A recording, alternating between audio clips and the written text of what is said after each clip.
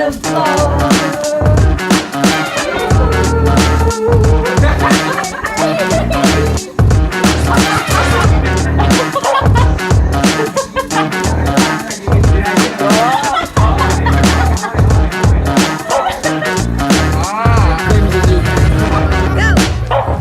Yo, check this out. Yo, it's Napoli African Black Dog. Support Tornadoes, please YouTube channel Beyond the Bridge.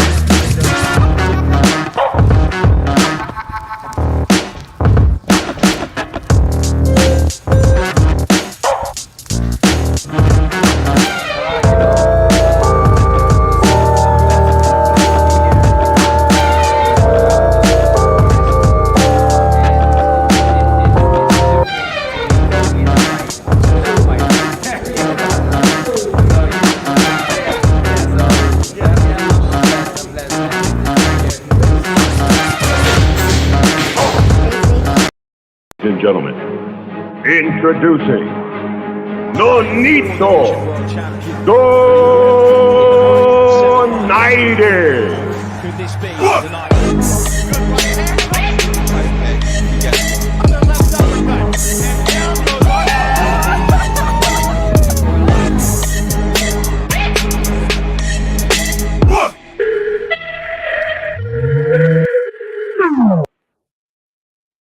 What's up, everybody? Man, crazy fight. A lot of unexpected things that happened, man. So welcome to Beyond the Ring with Nonito and Rachel and Jarrell. All right. So you watched the fight. Let's give him a round of applause. JJ, what's up, everybody? What's up? What's up? Good to see you guys out here. Man, I don't know if you guys saw the fight. It was an amazing fight. Two powerful guys. At any moment in time, things could have happened. Things could have turned out, right? What do you think? What do you think, Jay? So, like, I thought, like, Beterbiev or... Here. How do you say it again? Beterbiev or Better behave. better behave. Beterbiev, could turned out anyway. But what did you actually But had a prediction, right? I thought it would be 5 rounds and under, but it was 3 rounds over 5. Guess who won the prediction? Guess who won the prediction? I said 6-8, and I thought that the 8 was going to be the last one to make it happen. And I was like, boom! I was like, oh, it might get past that, but you know, he got caught with that big straight. That was a great fight. I don't know if you guys seen it. I know some people saw the fight. You know, Sean Connery saw the fight, and he said it was a great fight. Man, I thought that I mean, we have a lot of things to talk about too, like the undercards and all that stuff. But let's get to the main thing too. Wait, you know? no, we will build to the main thing. Calm down. I know. I like to go boom. Okay, all right. So what we're gonna do is we're gonna talk about the undercards first. Jarrell didn't see the undercard, so if you want to sit here, you're good. But if you want to come back, because I know you have your notes right from the main card, right? Yeah, exactly. Yes, you got your note. So as soon as we get there, we're gonna ask you about your notes. Okay? Do you want to do that, or you just want to hang out with us? I want to hang out with you. Okay, let's hang I'm out. gonna watch something that Logan's watching. All right, Okay. all right. So you know we had a couple different cards that went and fought. I believe the first one. God, who was the first one? Oh, Khalid Ali and Ivica Gogosevic. It was a 6-round card, and that was the guy that I was like, this guy literally had you know, he didn't have very much boxing foundational movement from what I saw. Like, I honestly thought Gogosevic was going to be the way he fought. Sounds like a robot. Sounds I like know. a show. Go gadget. Go Arms. gadget arms. I thought Gogosevic was how he fought. I thought was going to be how the other dude fought. What was the oh my god, help me with this. What? I don't even know the name. I don't know. But which one are you talking about? The I first don't know. fight?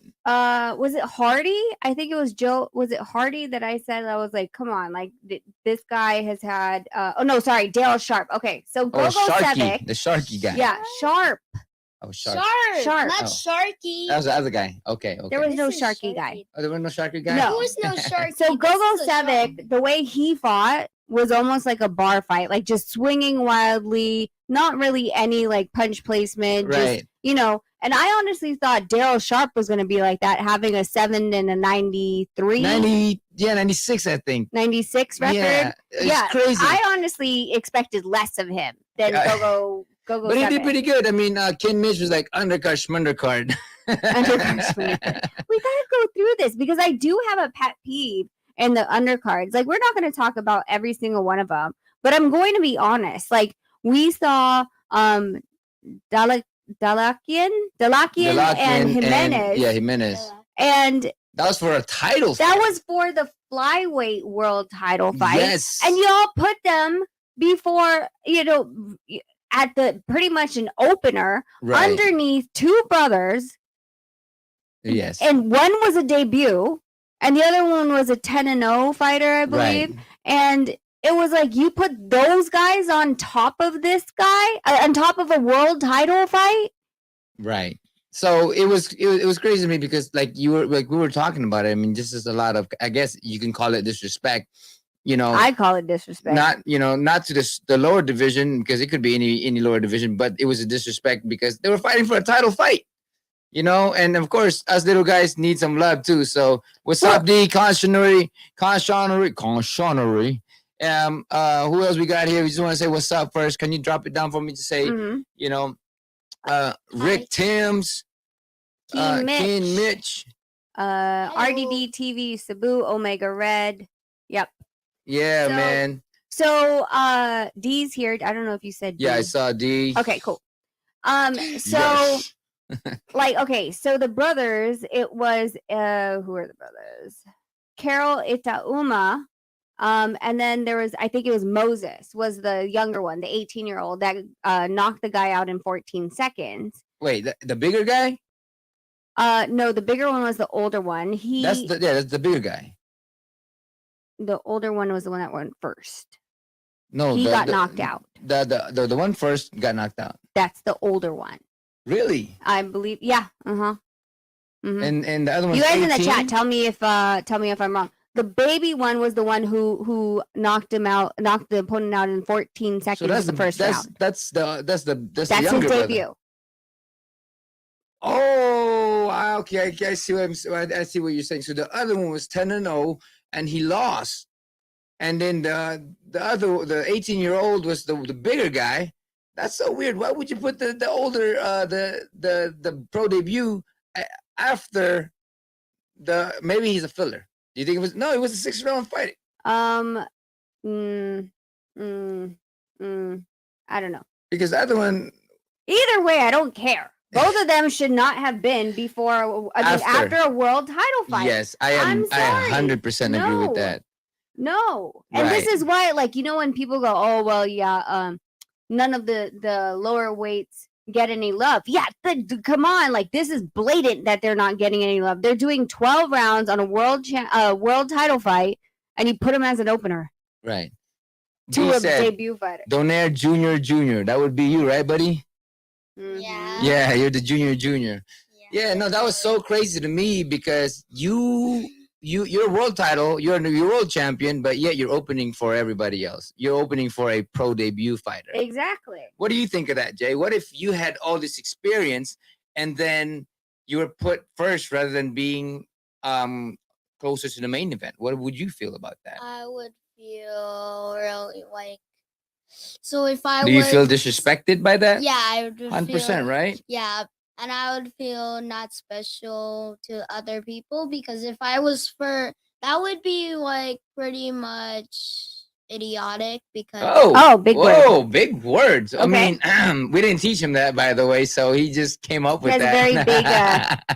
Very big vocabulary. Oh man. So just to be clear, Carol Itauma was the one that was 9-0, and now he's 9-1.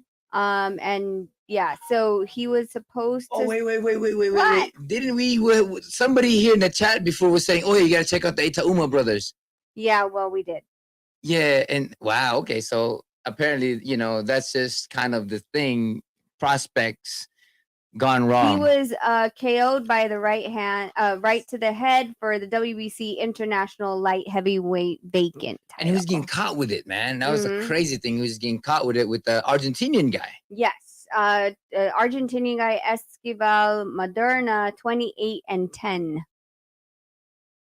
Yep.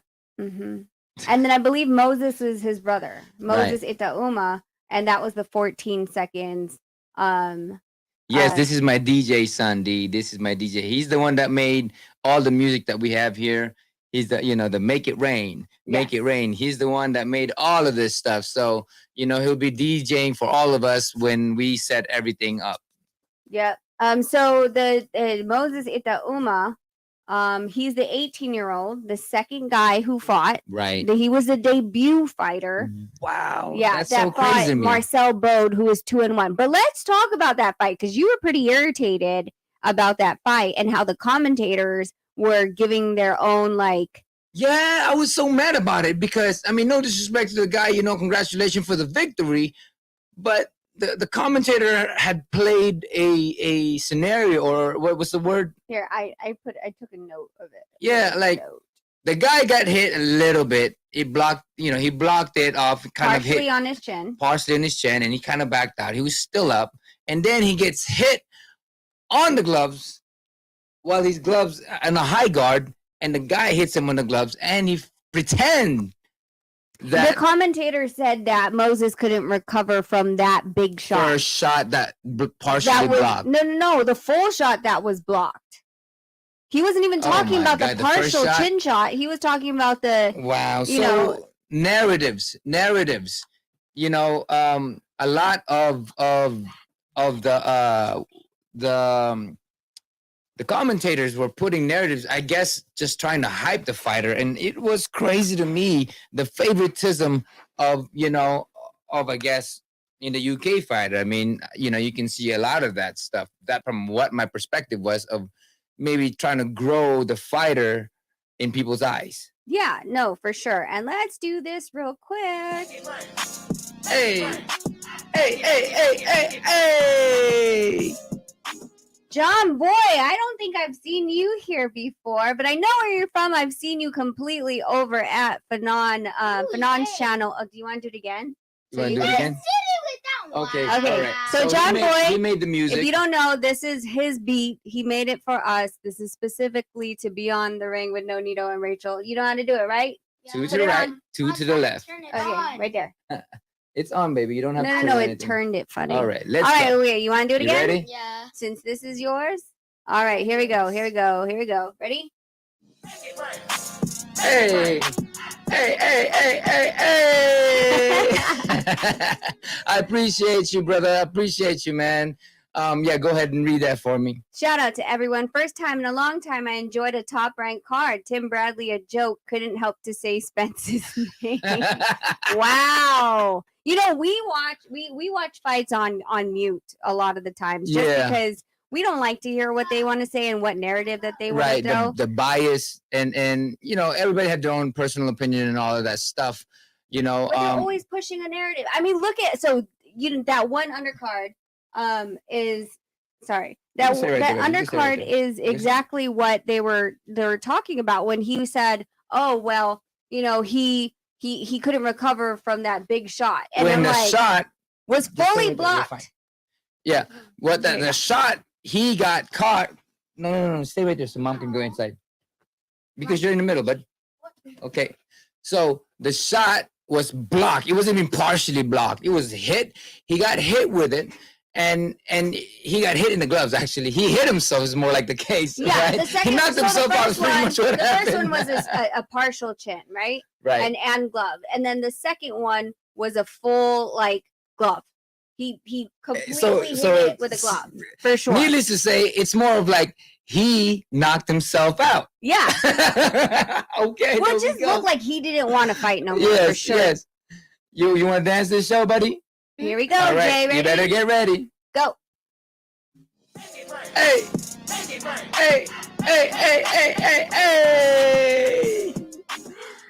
John Boy with the super chat. on behalf of Fanon and family. Thank you. Man, much love, brother. Oh. Thank you. Look, nice beat, kid. I like that. Oh, look Keep at that. up the good work. He's gonna end Yeah. up telling Fanon to make you for you to make Fanon something for sure. Here we go, Jay. You ready? Hey, hey. Much love, brother. Thank you, man. Say thank you. Thank you. Thank you, sir. Thank you, sir. Yeah. No, so technically he punched himself he knocked himself out, but yeah. Yeah. So we were, kind of sick about how what they had said because we knew like It was the narratives, man. It was just crazy how like he hit him and he didn't recover from that big punch. I'm like, the big punch that landed in the gloves? Yeah, You the mean- big punch that landed You mean in the the gloves. big punch that he punched himself with by blocking the guy's punch? Yeah. Which one is it? So that's all I'm saying is that narrative that I mean, I guess I get it. They're trying to make him into a business and try to get him into a point where people can recognize that, oh man, this guy's a great fighter, right? Yeah, and I think of course it was because they were talking so much about having first of all the brothers, right? Like this was like this big story, and I believe they're probably assigned to Frank Warren, considering 100%. the way that they put that card. It was oh sorry. They said Jake Paul is a We're scammer. not there yet. Calm Oh, down. my bad. Okay. Go ahead. Talk. Yeah. So sorry, I have a Walmart sticker on my thing. On my hoodie. Mom, I shop at peace Walmart a lot. sign. Okay, He said, peace sign. "What's up, Cool. Donaire family? Peace." Yes, peace. Peace. So with that being said, like it was just, of course, if it's a Frank Warren fighter, they already put the two brothers before or after before the main event and after World Championship. Definitely they were trying to create a narrative, especially when the brother before that, who was supposed to be was supposed to win the fight. got knocked out. I want to say what's up to my brother Tawan. Tawan, my brother, man. Hey, where's my outfit at, bro? I'm waiting for my outfit. Hey, what's outfit. up, Twan? Yeah, that's my brother Hey, Tawan. Twan, you have to ask Jay make you a beat, bro. That's right. All that beat coming from Jay, Which man. punch was blocked? User G123 is asking. What's his name? Moses? Moses. So- No, wait. No. No, Moses is the one that got knocked out. Oh, Moses is the one. That's the older brother. Carol. Karen? Carol. Oh, Carol. Carol. Yeah. Carol? Yeah. So, so what happened was he got hit in the gloves and bouncing his chin, and he just stepped back. The opponent. Okay. Carol. So that's the one that got knocked out. I'm Yes. talking about Moses. Oh, was Moses. the one that punched the guy Oh, in yes, the yes, gloves. Yes. And the guy pretended that he was rocked, and the referee stopped the fight. Yes. He punched him in the glove. Correct. Pretty much. Yes. You know. Oh, Jarrell. Pretty Hey, much. Tuan, listen to this. This is a super chat Hey, from Tuan, T Orlando. this is from and this is beat ready you go? made. Ready? Set. Hey, hey. Make it rain. Can I get a wrench? Okay, T Orlando. I'll Boom. put a wrench on for you. But I don't damn, give a lot of wrenches because we had. I want bad people to fight experience. and argue. No, we don't. I'm But just since kidding. I know how, I know the personality of T Orlando at this point. Like I know he's responsible. Man, this, so that's what happened. I mean, the narratives that they were talking about that, oh man, this kid can punch and he hasn't even recovered. So meaning to say that he hurt him through the gloves and the Mhm. guy was hurt like crazy, Yes. blocking it fully. So for me, I'm like, man, you know what I'm saying? So yeah. So you don't you just feel like, these narratives that people put out there, they're not like beneficial. They're just trying to sway the conversation to hype them. Well, contrary though, which one was that one? Shades of Deontay Wilder. No, Malik Scott is his trainer, right? Punched in the glove KO. Shades of Deontay Wilder versus Malik Scott. Yeah, no, they're Versus. trainers. Unless they were training and all that stuff. Gotcha. Never mind. Yeah. So that's the thing is like the undercard was just like, But I have to say, like somebody said here, that was one of the first time in a long time that Top Rank put something good, and because the main event just made everything, everybody just forgot about everything else because the main event was amazing. I knew that We're not at the main event yet. Okay, I'm very Jeez. premature all the time. so- Always, always that? premature. yeah, yeah. Hi, Okay. Slim Creeper. What do you think? He's a whatchamacallit? He's so Yeah. Came important. back today. Yes, he I did. And did. T Orlando, I you mean, know. if someone came back from yesterday. Oh, then you thank- appreciate them coming Yes. back. I would say Yes. thank you, sir. Thank you, sir. There you go. We salute to everybody. Yeah. This is to everybody else. To everybody. To everybody. All right. Let's go. We have to still talk about the Jake Paul and Tommy Oh, Fury incident. Man, Wait, Jake Paul I- fought? No, Jake No, Paul. no. They see. This is what happens when you don't watch the whole card. You only watch the main event. Well, Jake Paul came Jake into Paul- the ring Oh. and talked to Tommy Fury, and they're fighting February 26th. And Tommy Fury was the one who looked like a G.I. Joe with no shirt on, and everyone else had clothes on, but he was the only one. Right. I just think it's a Hey, Fury Mom. thing. Wait, Yeah, baby. yeah. Wait, baby. Did we do that? Did we do that? No, we're one? going to get Yeah, it. yeah. Hold on. But Hold so on, I baby. just think it's a Fury thing because as we They know, like to take off shirts. yeah, Tyson loves to take off his shirt. He even Sugar got, Hill he even takes got off Sugar his to take shirt. off his shirt. Tommy took off his shirt. Then I I'm think taking off my someone. shirt too. Then I think someone stole his shirt because he was walking out Yeah, there he with no couldn't find his shirt. shirt. He's like, "Where'd my shirt go?" And it's not like he could just grab a regular shirt because his shoulders are wide. He looks like a GI Joe. Oh man. You know, I mean, like at that point, I thought it was like it looked like it was about to be a WWE SmackDown. Was it Right, not? Like right. they were really getting. Well, the way they into were coming shape. in, the way they were coming in, it was like, I mean, they made it look exactly like WWE. Yeah, yeah, Yeah. it totally did. Okay, ready, Jay? 1, 2, 3. Hey, hey. My guy Orlando Pearson, oddly gifted upper echelon Kamar Oz. My guys, Orlando Pearson, daily gifted upper echelon Kamal Oz from John Boy. Thank you, brother. Thank you. This is English is my second or third language. Third. My third language. So reading, I gotta really read it like 3 times before I understand it. So It's all good. yeah. We should just have to route Much love, bro. Okay, Your so second language. Tagalog, and then No. besides my first. Oh. Yeah. so What about Spanish?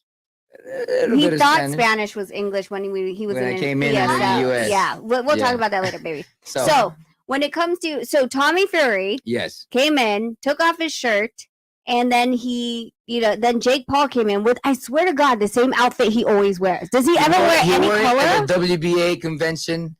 I don't know. I think he had like one of those, TV and stuff like that where they have the same clothes throughout the whole closet. I think that's what he just says. Pick. This is my Monday, and it's the same clothes. This is my Tuesday. Or it's the just same his clothes. avatar clothing, and he hasn't bought anything from different Maybe. avatars. I don't know. Because it's always the same clothes. It's It is. weird. It's I like, don't know. Yeah, but he wore the same color, the same top, but the short was it was the same. Today he had the pants, but the one when he went, he had the short. Yeah. But that's what I'm saying. Like, why? 2 people donated. 2? Yeah, Oh, okay. Orlando Okay, you keep an eye on that. All Good right, job. buddy. I have a sharp You eye. have very Yeah, very you sharp Very eye. sharp eyes. Ready, Not a set, butter go. knife. Hey.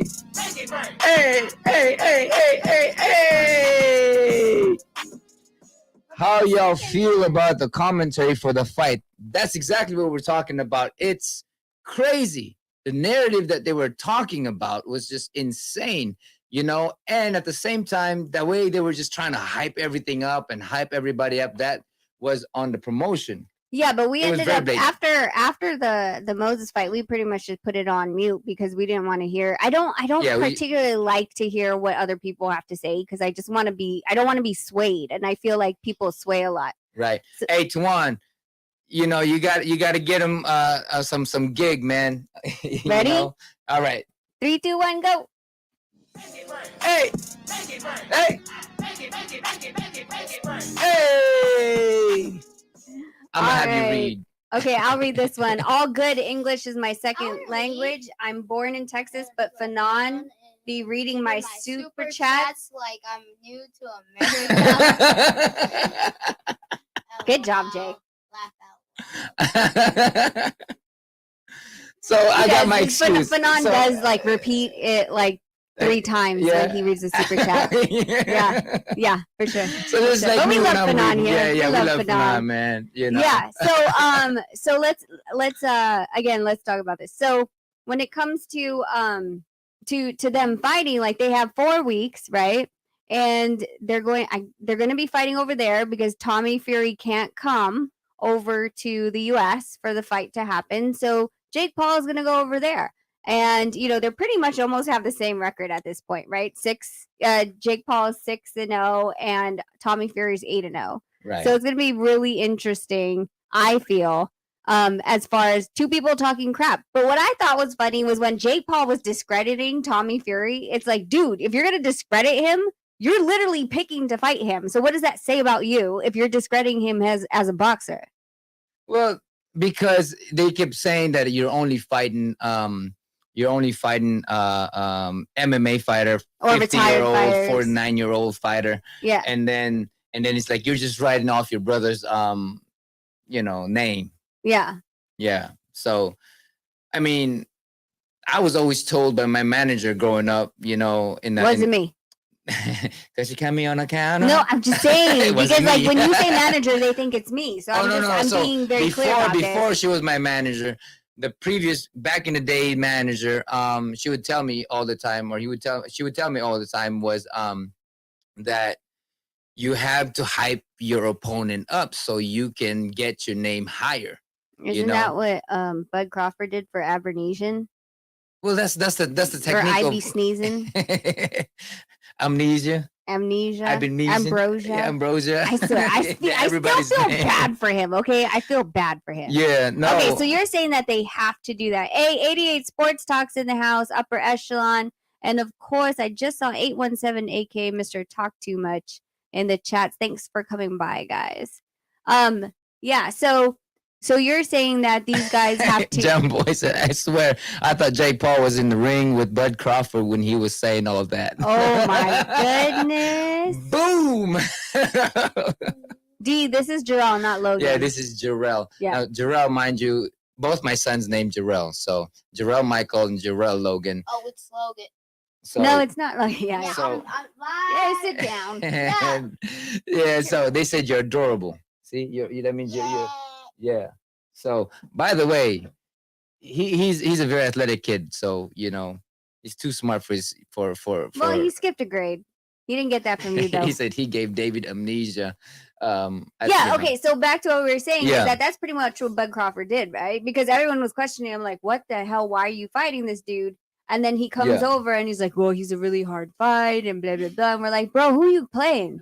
Right. Like, no, you're kidding. He said Oh, Logan Demon. Paul. No, I meant Logan Paul. My bad. That's why he's See, okay, cracking now up. see if Jay understands the difference between this, but okay, sorry, my bad, because we do have a Logan here too. Yeah. He's over there. He's not here. But okay, now I get What's it. up? What's up, Edward David, Plex? I've been Oh my sneezing. Yeah, I've been sneezing. I've been sneezing. Oh goodness. Oh goodness. Yeah, no, I mean, just the way they were talking about every single time, they were just trying to hype everything up. It was like crazy hyping. Hmm. I mean, the fight in itself, like they were making the undercard like it was an incredible undercard. Yeah. And then they had the Jake Paul Fury fight, and they made it look like it was like the main WWE. event. Yeah. Like I don't know. Did you see the face off? How close did they get? Oh my God, I cannot be that close. Like this close and forehead touching forehead. I mean, no thanks, man. Cheek to I cannot cheek, cheek to cheek. Nose to nose. Yeah, no, I think thank that's you. like a Rihanna song, Yeah, isn't it? yeah, Yeah. man. I cannot be that close to somebody, especially because for me, I take it seriously. I always, bet you he can smell what he ate for breakfast. yeah, especially, yeah, yeah. So close. It was too close for me. I swear, I cannot be with another man this close, you know, with another man looking at each other's eyes. I mean, that just sounds weird, right? Doesn't that sound weird?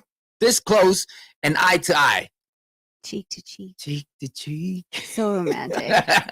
It's literally so romantic.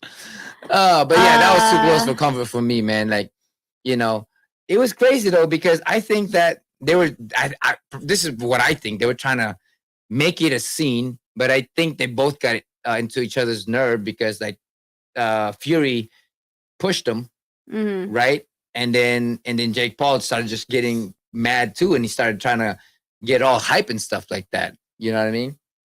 Well, yeah, he looked like a GI Joe. Like literally, he looks like he legit looks like an action figure.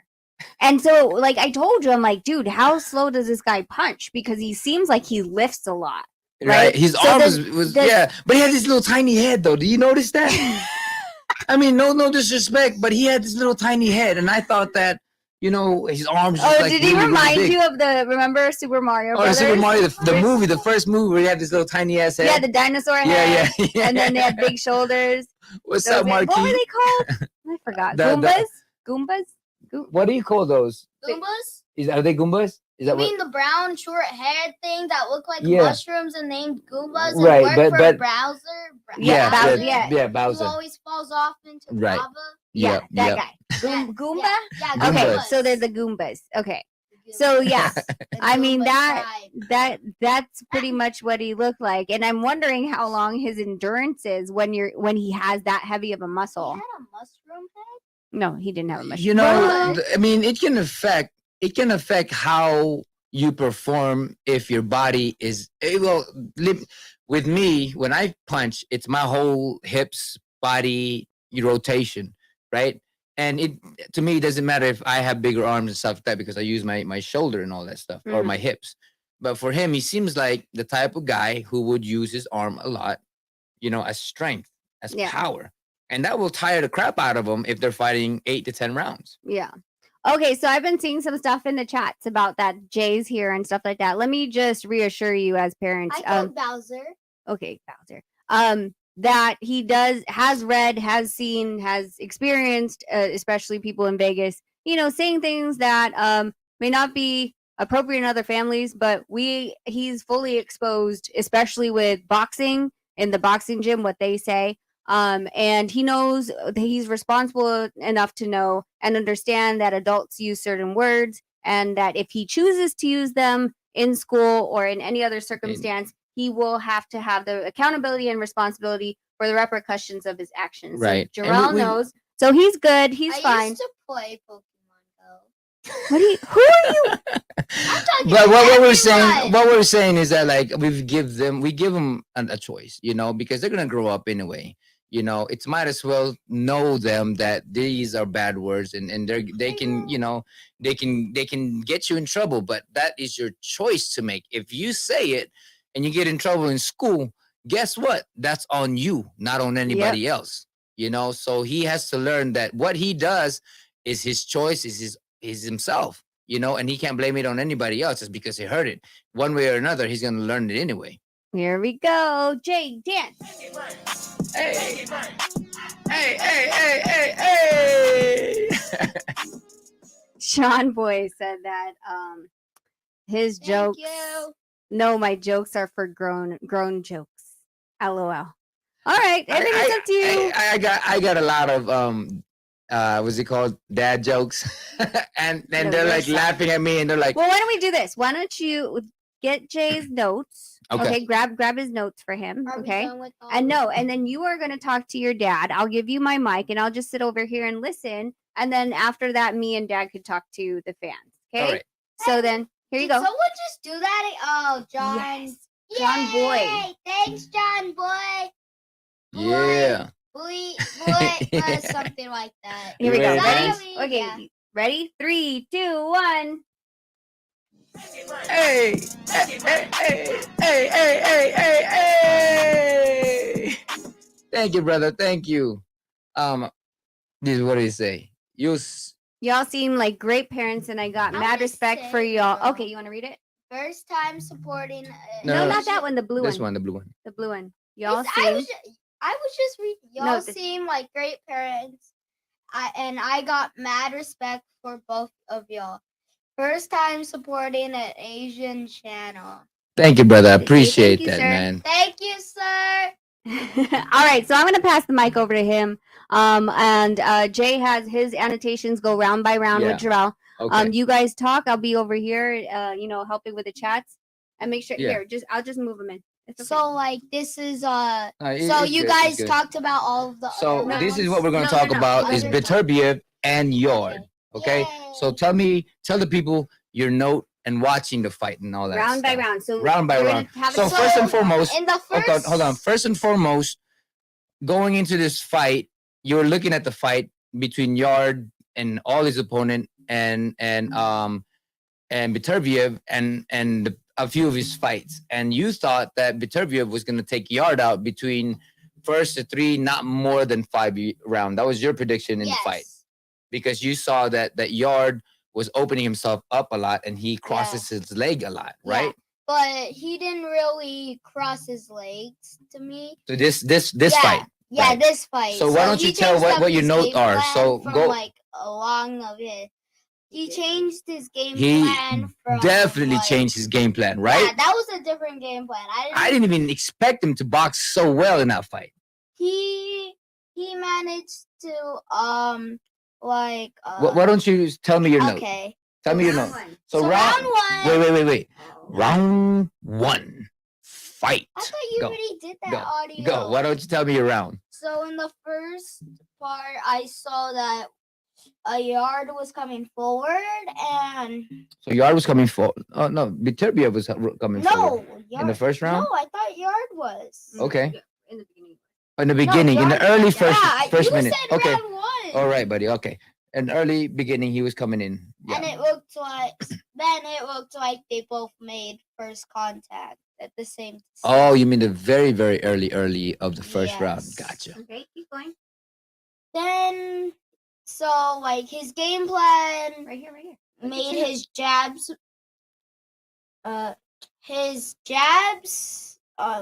He had made more jab. Jambu, I'm hold on. Vietnamese, bro. So Yard. much love to you, man. His godfather is Nick No, and he's the Jabberwockies thing. So, anyways, go ahead, bro. Go ahead. So that's exactly what happened in that fight. I mean, Yarde had made his jabs more consistent. And So Yarde was throwing more jabs and more than consistent. usual. Okay, because we didn't really see him throw a lot of jab in the previous fight that we saw him, right? Yeah. Beterbiev. Say Better Arthur. behave. Say Arthur. Better be Arthur better behave. Arthur better behave. Started coming forward and kept cornering Yarde. And then what did Okay. you do? Yarde has been throwing check left hooks. Yes. He was catching So that's one thing that I was very surprised about, because in that fight, that check left hook was landing really well and timed very well. Right, exactly. And he was landing those punches that kind of hurt and took Beterbiev's off balance, right? And we didn't see that because I thought that the overhand would catch him, when he threw that, because his head was there, but he was actually moving along with that check hook, right? Yeah. And then and then soon Y kept stepping back before the round ended. He was Right? moving back on his back foot. Yes, he I was. thought Yeah, he was moving back. Yeah. Moving right. back. Moving on the his back foot. foot. Right. Going backwards. So what we saw in the early fight before that, Yarde was always crossing his legs, right? Yeah. And even He when he kept, would like- walk and he would cross his legs, and I thought that he would do it in this fight, but in the first round, in the early rounds, he wasn't doing any of that. Not Yeah, really he wasn't- surprised us. That was really surprising. Not seeing him do his normal what do you call Footwork. footwork. Right, that we expect him to do. Yeah. So yeah. Round 2, fight. In the second round, Yard missed some punches, and he doesn't really put his hands up now. Okay. Yeah, remember. And then Keep going. Beterbiev. Better behave. Better behave. Better behave. Cornered Yard and hit him with the big shot, right? Mm-hmm. Yeah. Yard. Yard stopped all his jabs, or forgot all his jabs, and Yes, I noticed that Yard he stopped was in the second round. yeah, he was didn't limiting. do it anymore. He's Yeah, he like, kind of stopped, and I think because Beterbiev was coming in stronger and kind of made him, I guess, back a little bit and kind of was the word Forget like the game plan. forgot the game plan, but he stopped using that jab. And because of that, what happened? What did Yard get hit with? He got hit with the straight. But you know what they say? Don't limit your challenges. Challenge your limits. Dun, dun, dun. Round 3. Round 3, fight. When round 3 started, wait, was it when? Yeah, round 3 started. But Better be. Better Behave came out with lots of jabs. Okay. And he cornered Yard again. And what happened in that round that pissed us off? You Yard. got mad so hard. Okay, Yeah. so what happened? What happened? That's why. This is What did why he do? I know, but what literally he do? spits out his He mouth. spit out his mouthpiece, and for me, it was like, yo. He's tired. And So- then, how is he already tired? This is freaking the third round. He's so My close point to not is, being yes, out. he did spit out his mouthpiece, you know, and usually right off the bat when you spit your mouthpiece like that, it's a warning already. It's not even like, oh, The don't first one? the very first one. Yeah, the very. You know, they usually would just give you a warning right off the bat. Hey, they would just tell you this. I'm like, hey, I don't want to see that mouthpiece. I know it might be an accident, but hey, I don't want that mouthpiece out of your mouth, you know? And they would give you a warning. And in the second time, they would usually give you another warning or take a point away. So for me, I was just like tripping off of it because I'm like, yo, you know, you can see that he was kind of getting tired, you know, but he did look amazing in the earlier rounds, But you know. this is a good. Jay, can you read what Slim Creeper said? At John Bio. Oh boy, he was talking John Boy. Oh, say, John. Wait, where is it? John Boy. It was all that flinching and fainting and nervous energy tires you out real quick. It Slim does. Creeper, Thank you. 100%, because 100%. when you're getting tricked every single time, your body is moving according to how you are flinching. Are you picking your nose? No, what the heck? So no, but so what I'm saying is that when you're moving, so when you're moving and all this stuff, Wait, why would you ask me that when you do that? what, moving and fainting? No, Okay, let's- picking Yeah, your own nose. So I know everybody picked their nose, man. So Yeah, then why my you bad, telling my me? bad, Oh my bad, my my bad, God. my bad. So what I'm saying is, what he was saying is, you do get tired when you are being faint, and that's why faint is such a great weapon going into a fight, because it gasses you out. You're using muscles not in your control. You know, you're using muscle because it's being triggered, And right? And you're tightening up and all of that stuff. So that will definitely tire you out. All right. So Jay, what did you end it with? Oh, he. No, there's a lot. Wait, right here. Right. Oh He- yeah. So after he spit his then- mouthpiece out. Then after Yard spit his mouthpiece out, he started reaching a lot, and then because he was tired, better behave. Watch that as overlooked. Was it overlooked? No, I was trying to just read. No, I was just saying. Just Hey, read- well, John. Okay, come on. Just read your thing. Now I know what your father gets it. Better behave is trying. Better behave is trying to since Yard was tired. Better behave found an opening to pressure Yard. Right. He did pressure Yard, and Then since he was pressuring him, he Yarde caught a leaper on the chin right before the bell. Yes, I remember that leaper, although it wasn't as powerful as should be, but he did get hit with that. So do you want to dance, brother? I want to press it. 3, 2, 1. Hey, hey, hey.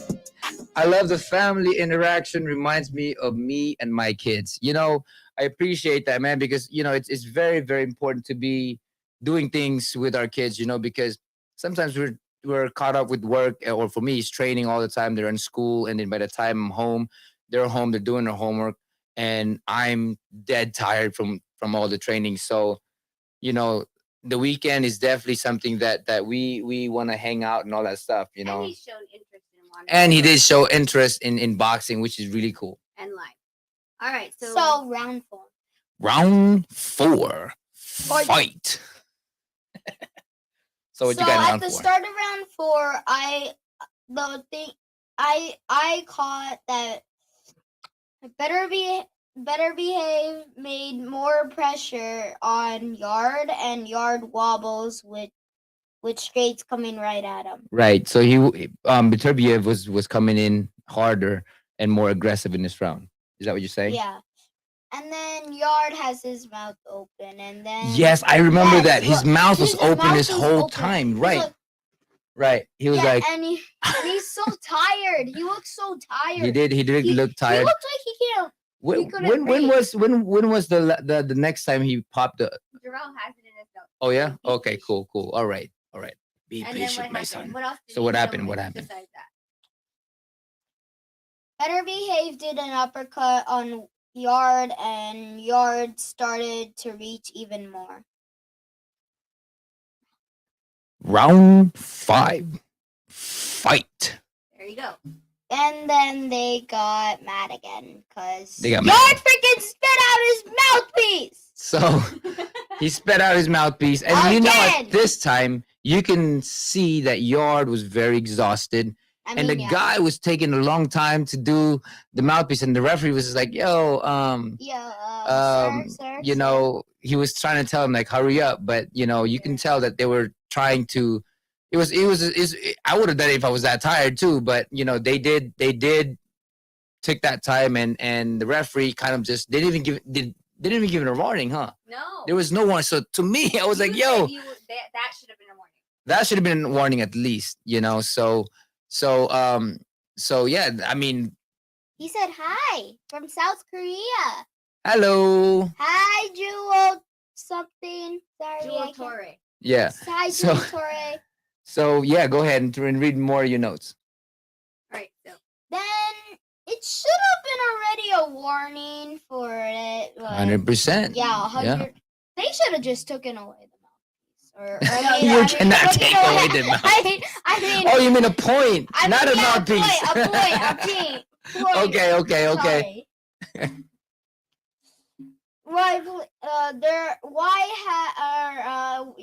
Yarde had Yarde's places around his. Was it under or over? I think it was under. Yarde's. Oh yes, he had underneath. He got a cut underneath. Yarde's eye had a cut underneath. Yes. It. Yeah. And then. But he was. A very, very damaged. Yeah, he was very damaged, and then he was more. He was a little more aggressive that round, and then he started to hit Beterbiev with the solid straight, and then Beterbiev retaliated with a fury of punches. Right. If you saw the end of round 6, round 5, then you should have saw that. Remember that combo that happened in was that the combo one, or was that? Yeah, that was. The combo one was like ba ba ba ba ba ba. Yeah, that was. He had him in a corner. Yep. Round 6, fight. This one I really did not seeing. No, Yarde is I mean, bleeding. they were both tired, I so know, I but Yarde is round bleeding. 6, 7. I didn't put much because they were very tired. But Yarde was bleeding, and he Both guys were is bleeding, going right? to have eye problems apparently. Well, we did look at that. He looked like he had a little bit of eye problem because of the blood, but then Yeah. Beterbiev gets hit with it, and he you know, there's a cut, and there was more blood coming from him. So both of them were kind of like, you know, they were kind of handicapped by it, or they might have. I was just The question about to was, say that. it maybe probably might have affected them, Yeah. right? But, So, But you haven't make it rain. but you gotta make it rain. 3, 2, 1, go. Hey, hey, hey, hey, hey, hey, hey. All right, let Jay read it. That's your Opa. Hey, really? Oh, hi, Opa. Hey, Jay, that hat will. No, this hat is mine. Just read it. This Just is read it. not for your bald Just head. read it. I'm sorry. That hat will fit my bald head. There was a warning to the corner about the mouthpiece. Okay, so there was a warning. Oh, there was. So there was a really? warning But no, from. So the second one, they did give him a warning, but The no, first no, no, one. no. See, that's a different. That's Opa. That's a different warning. He told him to hurry up. That wasn't a warning, because the warning would be inside the ring to tell him, warning, you do that again, I'm gonna take a point. That's a warning. But he didn't do that, so he didn't give him a warning in that second one. He just told him to hurry up. I mean, that's kind of. So But- the eighth round. No, seventh round. 7. Oh, seventh. Okay. I'm getting caught. Seven round. Round Fight. 7. Huh? You said 7 Oh. round. Round 7. Fight. Yarde seemed to control the round at the beginning, and then better behave was getting caught by punches. Oh, is this where he got hurt? Yeah. Okay. Then Better Behave cornered Yarde at the last minute, and That's then when it they was switched him into the. yeah they switched it. They switched. So, okay. Right. Okay. Go ahead. He Round 8. round 8. Fight. Go ahead. Better Behave knocked down Yarde by a straight, and then hit him down with different punches. Mhm. And then Yarde went down. Yarde went down for it. Was it an 8 count? I Yeah. don't remember. Yeah, it was 8. So he hit him with the straight, Yeah, and he got he- rocked, and he got Beterbiev rocked, come in there. He was off balance, but that was an opportunity. And then he yeah, told that him, was an opportunity. better behave. You better behave like Yeah. me, or Yeah, else you're so- gonna lose. and then he he's got like, up, no, and then, And then he got up, and then what happened? he got knocked out. Did he? Wait. So the Oh no, the referee stopped. stops the fight because his corner came in on top of the mat, Mhm. meaning that they wanted to stop the fight. So, Mhm. dun dun dun. That's pretty much Yeah. how the fight went. Mr. Lando said, "I can't get enough of Better Behave." So, Yup, you, the thank you, legit thank you. warning should have Thanks for taking the given in time. the middle of the ring, but the ref gave Thank the you for warning taking the about time. the mouthpiece in the corner, Yep. and it can be heard. Thank you for your notes, by the way. I appreciate you. All right. All right, buddy. You get your. Yeah. Yay! All right, say Thank you. I want you to say Wait! Oh yeah, we got one. See, he said, great job. So you did a really good job. At the end, I want to click. Go ahead. Wait, which side do I This one. click? No. Hey. Hey, thank you again, Jam Boy. Great job, kid. This is for you. Say thank you, sir. Thank you, sir. I appreciate you I guys. appreciate you guys for watching our live today. Thank you. Good job, buddy. Go ahead, play with your brother, man. I want to say bye. You Bye. Bye. All right, have your mom let your mom sit there. Ugh. Good job. Good job, bud. I'm proud of you, buddy.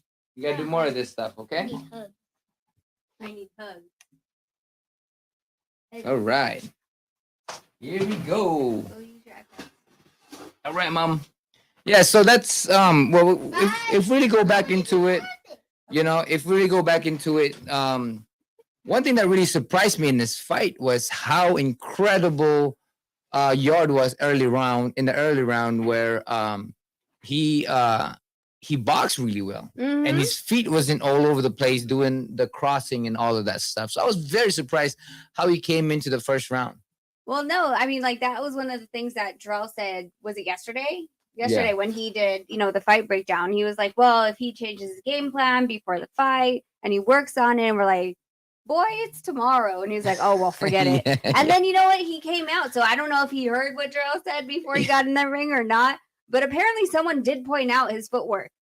So big props to that. That just shows you that people can change their game plan, right? Like if Beterbiev was, or T. Orlando wants me to say better behave because that's what Jarrell was saying. Better behave. That the thing is with watching old fights and things that they did before, things can always be corrected. There's always going to be a certain habit, but it's always good to see like what he always falls back into, what are his strong points and his flaws. Well, you got to remember. Someone had said, I don't want to cover your face on that. So Why? Leave my face alone. there you go. Leave me alone. So what I was gonna say, what was I gonna say? I don't know. Oh, someone in the chat a few days ago or yesterday was saying that he started late and he was just learning more and more, and he showed how much he had learned from the Kovalev fight and the previous fights. And coming into this fight, he actually looked great. He was very composed, and he had those great check hook that kind of wobbled or kind of took it offset. Yeah. Beterbiev's attack. And one of the things that that Hood Champion Boxing and Sports said was footwork wasn't enough. The success came from moving forward and backing up Beterbiev. Just too much power for Beterbiev. See, that's the thing. I believe that yes, the footwork wasn't enough. But he did start off really strong with that jab. That was one of the best things that he should have continued to do. But he just lost it. Well, the thing with that is, for me as a fighter, it changes everything, because you're coming in there, right? And the guy is coming in constantly forward, and you feel like, I just can't, I feel like I'm going to get hit with this punch. And Beterbiev, you can see, well, this is my thing. I think that the explosive power came to I have to give it on Yard, but the heavy-handed, how we were talking about the heavy-handed and explosive fight punches. The heavy-handed came to Beterbiev. He just came out there, but yet after a while, I know somebody was saying here that after a while getting hit with those punches, you just feel it, and it just changes everything about you. That you just kind of cringe when those punches are coming at you. Exactly. T. Orlando with a $2 super chat. Let me make it rain. Make it rain. Make it rain. Hey! I'll coordinate a fan meet and greet in Vegas. Man, let's do it. I love y'all, man. For me, I'm all about that, man. I'm all about meeting people. I'm all about just hanging out with everybody, and just, that's what I love. Is I appreciate the people that love boxing, because everything that I have is because of the boxing, Yes. But yeah. Hood Champion Boxing and Sports said, hard to commit to punches when you are getting pressured and hit hard. It stresses you out. That is what we believe that Beterbiev's game plan was. Right. That he was like, I'm just going to walk in with a high guard, let him and feel my pressure. And I said that in our conversation, because in the middle rounds, he was just kind of, and you were saying, I think he's trying to load up. Now I kept telling her, I was like, no, he's just trying to tire him out so that he would punch and then he would go after that. So that's one thing that, because when you see the Kovalev fight, we know, somebody was saying too that Yarde don't spar. Yes. Who was it? I don't know who he was, but somebody said that he doesn't spar. And if if you don't spar, you are not going to get in tremendous shape, man. Who said that. It was one other thing. But what I'm saying is, he came out there and he looked great. And then just he just got tired. By the third round, you can see he was already kind of getting fatigued. Oh yeah, for sure. You know, For and sure. then I think it was fourth, fifth round. I think Jay said that his mouth started to open up, and everybody saw that. Hey, hey, hey, hey, hey, hey, hey. I'm gonna read this super chat because I'm super jealous now. John Boy said, "All right, wife made hot pot, so I have to go have dinner. God bless y'all. Good night, everyone." Brother, thank you, man. I appreciate you again, and man. Don't forget to Uber Eats us a part of that hot pot. Yeah. Now you're making me hungry, and I'm gonna go want to have some hot pot. She's gonna make me cook. I love to cook, though. I love hot. You know I love hot pot. Yeah, I know. Oh, those are the best, man. We haven't had it for quite some time. We should. No. We should do it tonight. Forget that. Thank you for the idea. We're gonna do that tonight, and I'm gonna take a picture and I'm gonna show it to y'all. Oh, okay. So yeah. So the thing is with that, like you were saying, like that pressure, and considering that you could, if we could tell that Yarde was exhausted. First of all, the first mouthpiece spit out, the second one, and just how you could see him like trying to gasp for air. Yeah. Right. Then yeah, we also did say that after 6 yards, was gonna get tired. Yeah, hasn't been like, it's not the best after 6 rounds. I guess your dad said we're going to hot pot tonight. So thank you for that, John. Appreciate you, bro. So just looking at the whole thing, and I don't know if it's true that he doesn't spar, but if he doesn't spar, guess what? He's gonna get tired because you gotta emulate. Sparring's a different it's a different thing to your lungs and your muscle. I mean, I could run all day. I can do hit the bag all day. And I sparred yesterday, and I was like, man, I am done tired. I'm so sore right now. You know what I mean? So it's different. part, yeah, but completely different. But if you even look at it, even if you didn't know he didn't spar, but if you look at the fight with Kovalev, when he kind of gave up, it was just a jab, and he got hit with a lot of jabs today. Sorry, I'm getting butchered in the chat. With what? T. Orlando asked me if I cook. My dad said, yeah, she boils water. Yes, she does. She even burns water. She burns everything. Burn water? She burns everything. Burn water? You burn water. You overcook it? You overboil water? That's not like a thing. In my opinion, said Yarde needs to cut some muscles off. TBH, what's up? I think it's not so much the muscles or anything like that. I think it's just more of how he did really well. It's just, if you're not gonna spar, right? If you don't spar, you're not gonna at least from what I heard, he doesn't really spar as much. If you don't spar, guess what? You're not gonna get in tremendous shape because you don't get to see the limit of your lungs. You got to get to the limit of your lungs, and then you do more of after that. So yeah. Well, I mean, there was I'm going to drop the link if anyone wants to come up. I saw TBH and Dub Brightside. Y'all come up if you guys want to. What was my point? Oh, the freaking, this is part of why I turned off I muted the telecast, right? They're like, well, so, Beterbiev is old and blah, blah, blah, blah, blah, and you can turn old overnight and blah, blah, blah, blah. I'm like, y'all ever going to get off of that shit?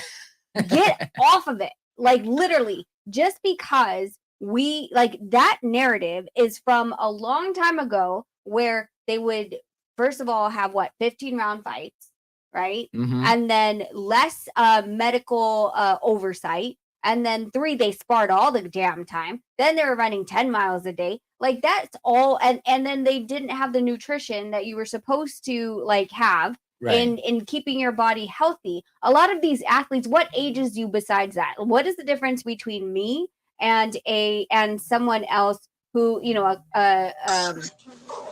guys, hold on just a second. Let me get this off. Hey Jay, what's up, bro? Let me get this off. Yo. So what's the difference between me and City, another? My brother. Go ahead, how we doing? Let me see it.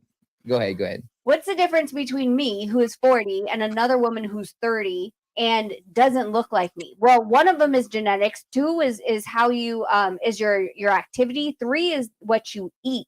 Health is wealth. So that being said, that wasn't something that was ever really emphasized a long time ago. We see a lot of these boxers and guys who are drinking a lot. Some do drugs. Some are doing PEDs. That all ages you. So well, the thing too, right? But the thing too is that back in the days, it was always. This is why the quote came about. About working hard. What was it? Yeah, I lost my train of thought here. You need coffee. Yeah. When you work hard, when you work hard, Too much is given, much is expected. no. Which one are you talking about? Like, I'm just gonna make it rain. hey, hey, hey. Hey, Yeah. Frank. They try to push you. Yeah, go ahead. I love the way Money dance. Money Dance, that's from my son, man. He made that beat. So, much love to him and to you, brother, and everybody out here, man. So this has been educational.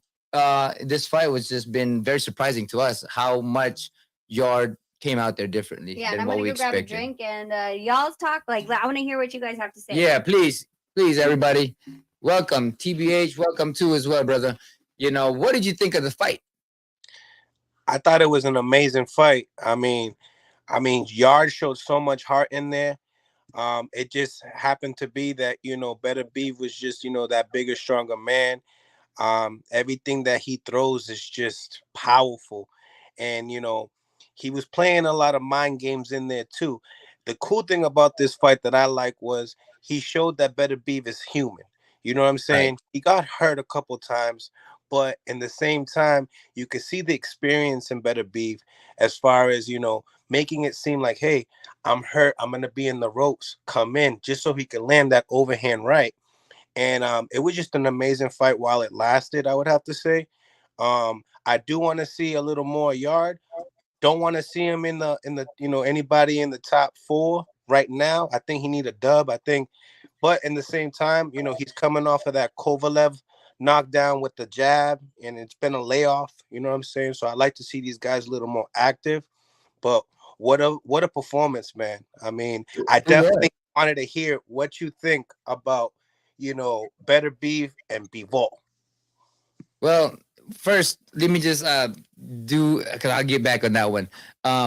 One thing that Yard did really well was time him with that hook, because he knew the punch that comes from Beterbiev was that overhand, and when that overhand came in, that hook was already there, and that's why the check hook was catching him every single time in the early round. So, but consistency is key to everything else. You can do so much so great in a fight, but if you can't keep it up, that's the question of it all. But I do agree with you when it comes down to fighting lesser guys to get up there and to get that experience and to get the learning aspect of everything else. But going back into Bivol versus Beterbiev.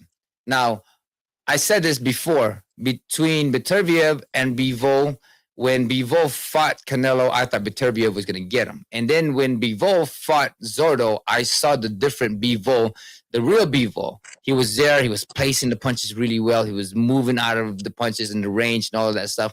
It was masterful. It was masterclass, that I saw with Bivol. And today, if you look at the early rounds, the way Yard boxed him early, the check hook, the stepping back, even the jab, even the straight, he was catching all of those stuff. And one thing that you can say in Bivol is he can box really well, and that jab is gonna smother him. The technique of placing his feet will I think what's his name, Beterbiev is gonna have a hard time. But one thing that I love about Beterbiev in this fight and all his other fight is he was always lateral movement, and with that lateral movement can offset the setup that Bivol, the L step. Yes, and the way he was coming in, both sides can offset what Bivol can give to the setup for Beterbiev. So I think this is, for now, I'm looking at a 50-50 because of the fact that I can't really see how, I think when it comes down to movement, I saw Beterbiev, his leg was kind of stiff, maybe he'll fall into a feint a lot, and that could be a big problem because Bivol likes to throw those feint. He goes up, he goes down, and that will offset Beterbiev's movement, especially when you're up close, but you're moving left and right, in outside of the punches or of the zone. So what I'm saying, I'm giving it 50-50 is because of the fact that Bivol can box really well, but the movement can offset that. But then Bivol has those feint that can offset the movement.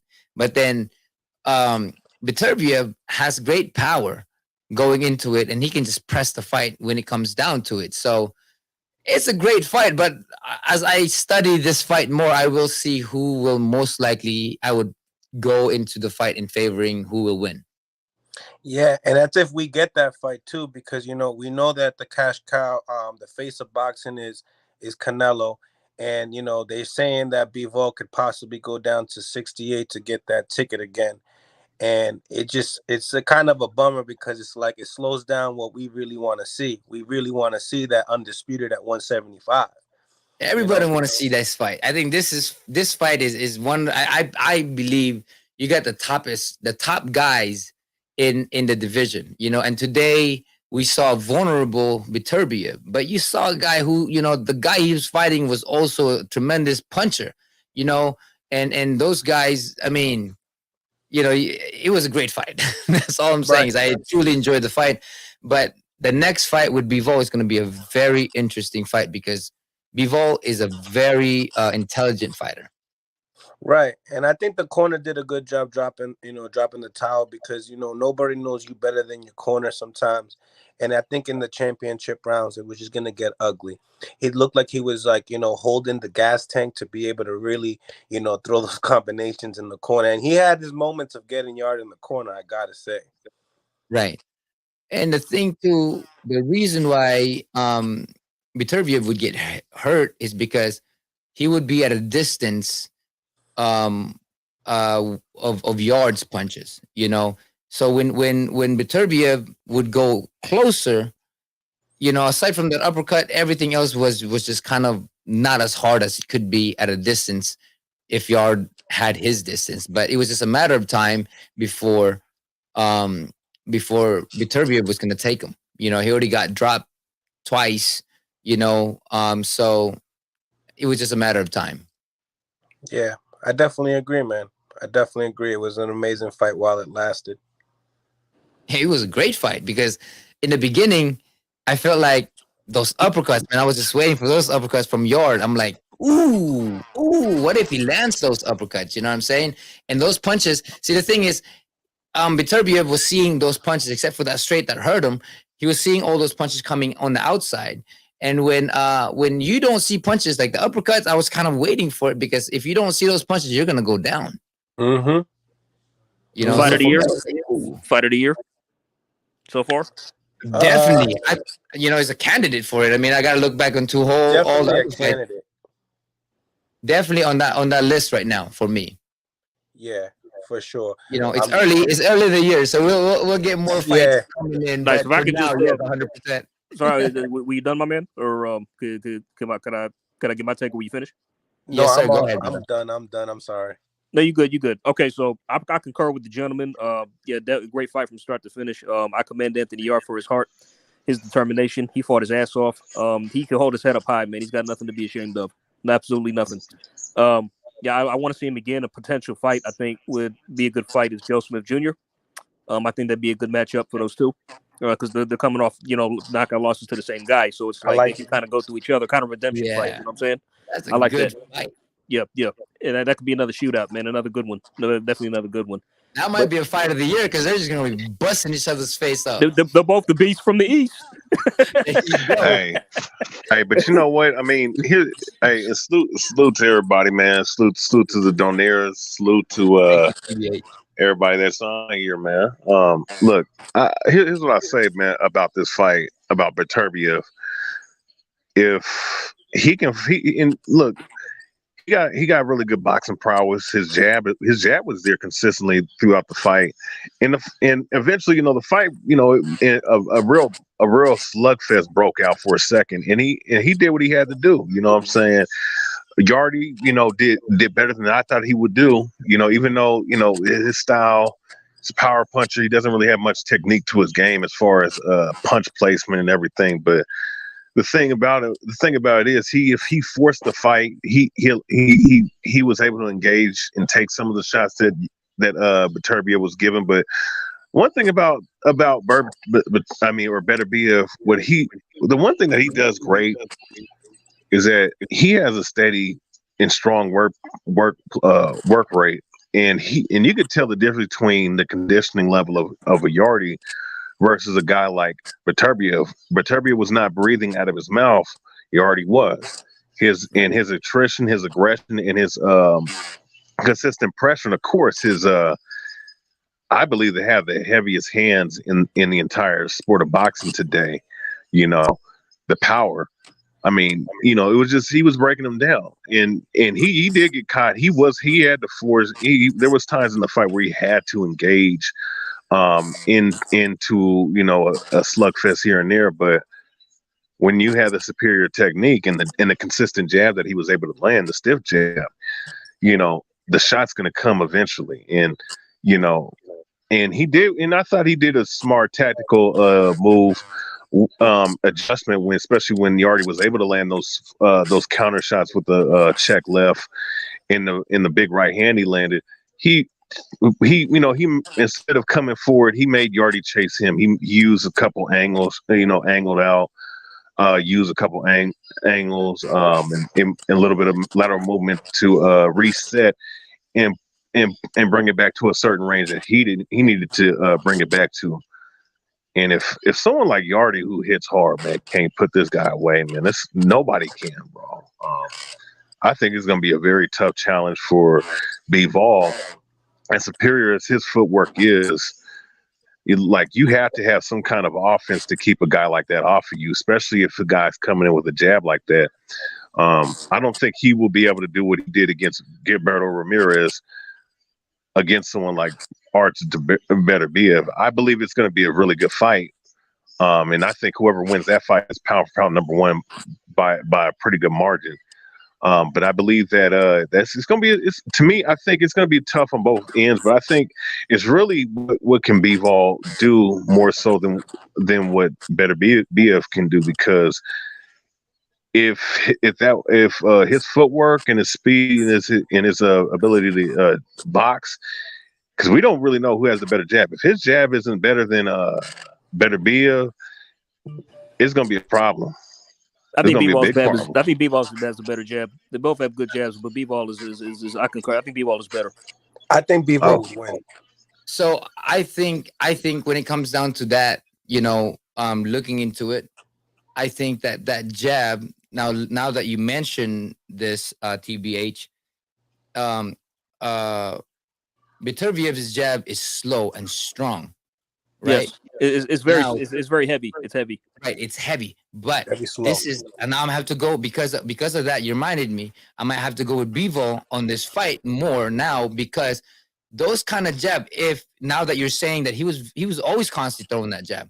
Now, being a southpaw, when you see those punches coming at you, it's very easy to redirect those punches and then counter off of it. So I might have to go with Bivol in this fight because of the fact now, because I've always liked Bivol in that fight and this fight, and I was always favoring Bivol now, after the Ramirez fight. But I don't think that Beterbiev is nowhere near gonna do the same thing, or Bivol's gonna be able to do what he did with Zordo. 100%, not that at all. But I think that jab will be the key to, if he's throwing that jab, I think Bivol is going to go around him and counter him every time with that jab. Just touch and go, touch and go, touch and go. I want to down the middle. Oh, sorry, my bad. No, sorry to cut you off. Right. I just want to place a emphasis on lateral movement. Both guys could move laterally pretty well, but I give an edge to Bivol on that because he maintains a wide stance, and him doing that enables him to move around more efficiently and quickly around the ring. Well, Arthur does it. It's kind of like he's taking small steps. You know what I mean?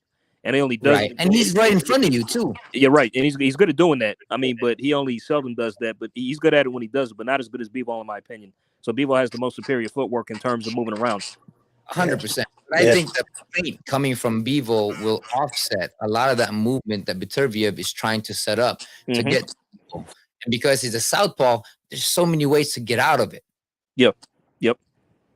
I mean, in terms of I'm not ruling that. If I mentioned Bivol in the Beterbiev fight if they ever do fight, and I'm surprised. I wouldn't rule out a knockout, probably late, because Bivol may not be knocking people out, but he still has very respectable power.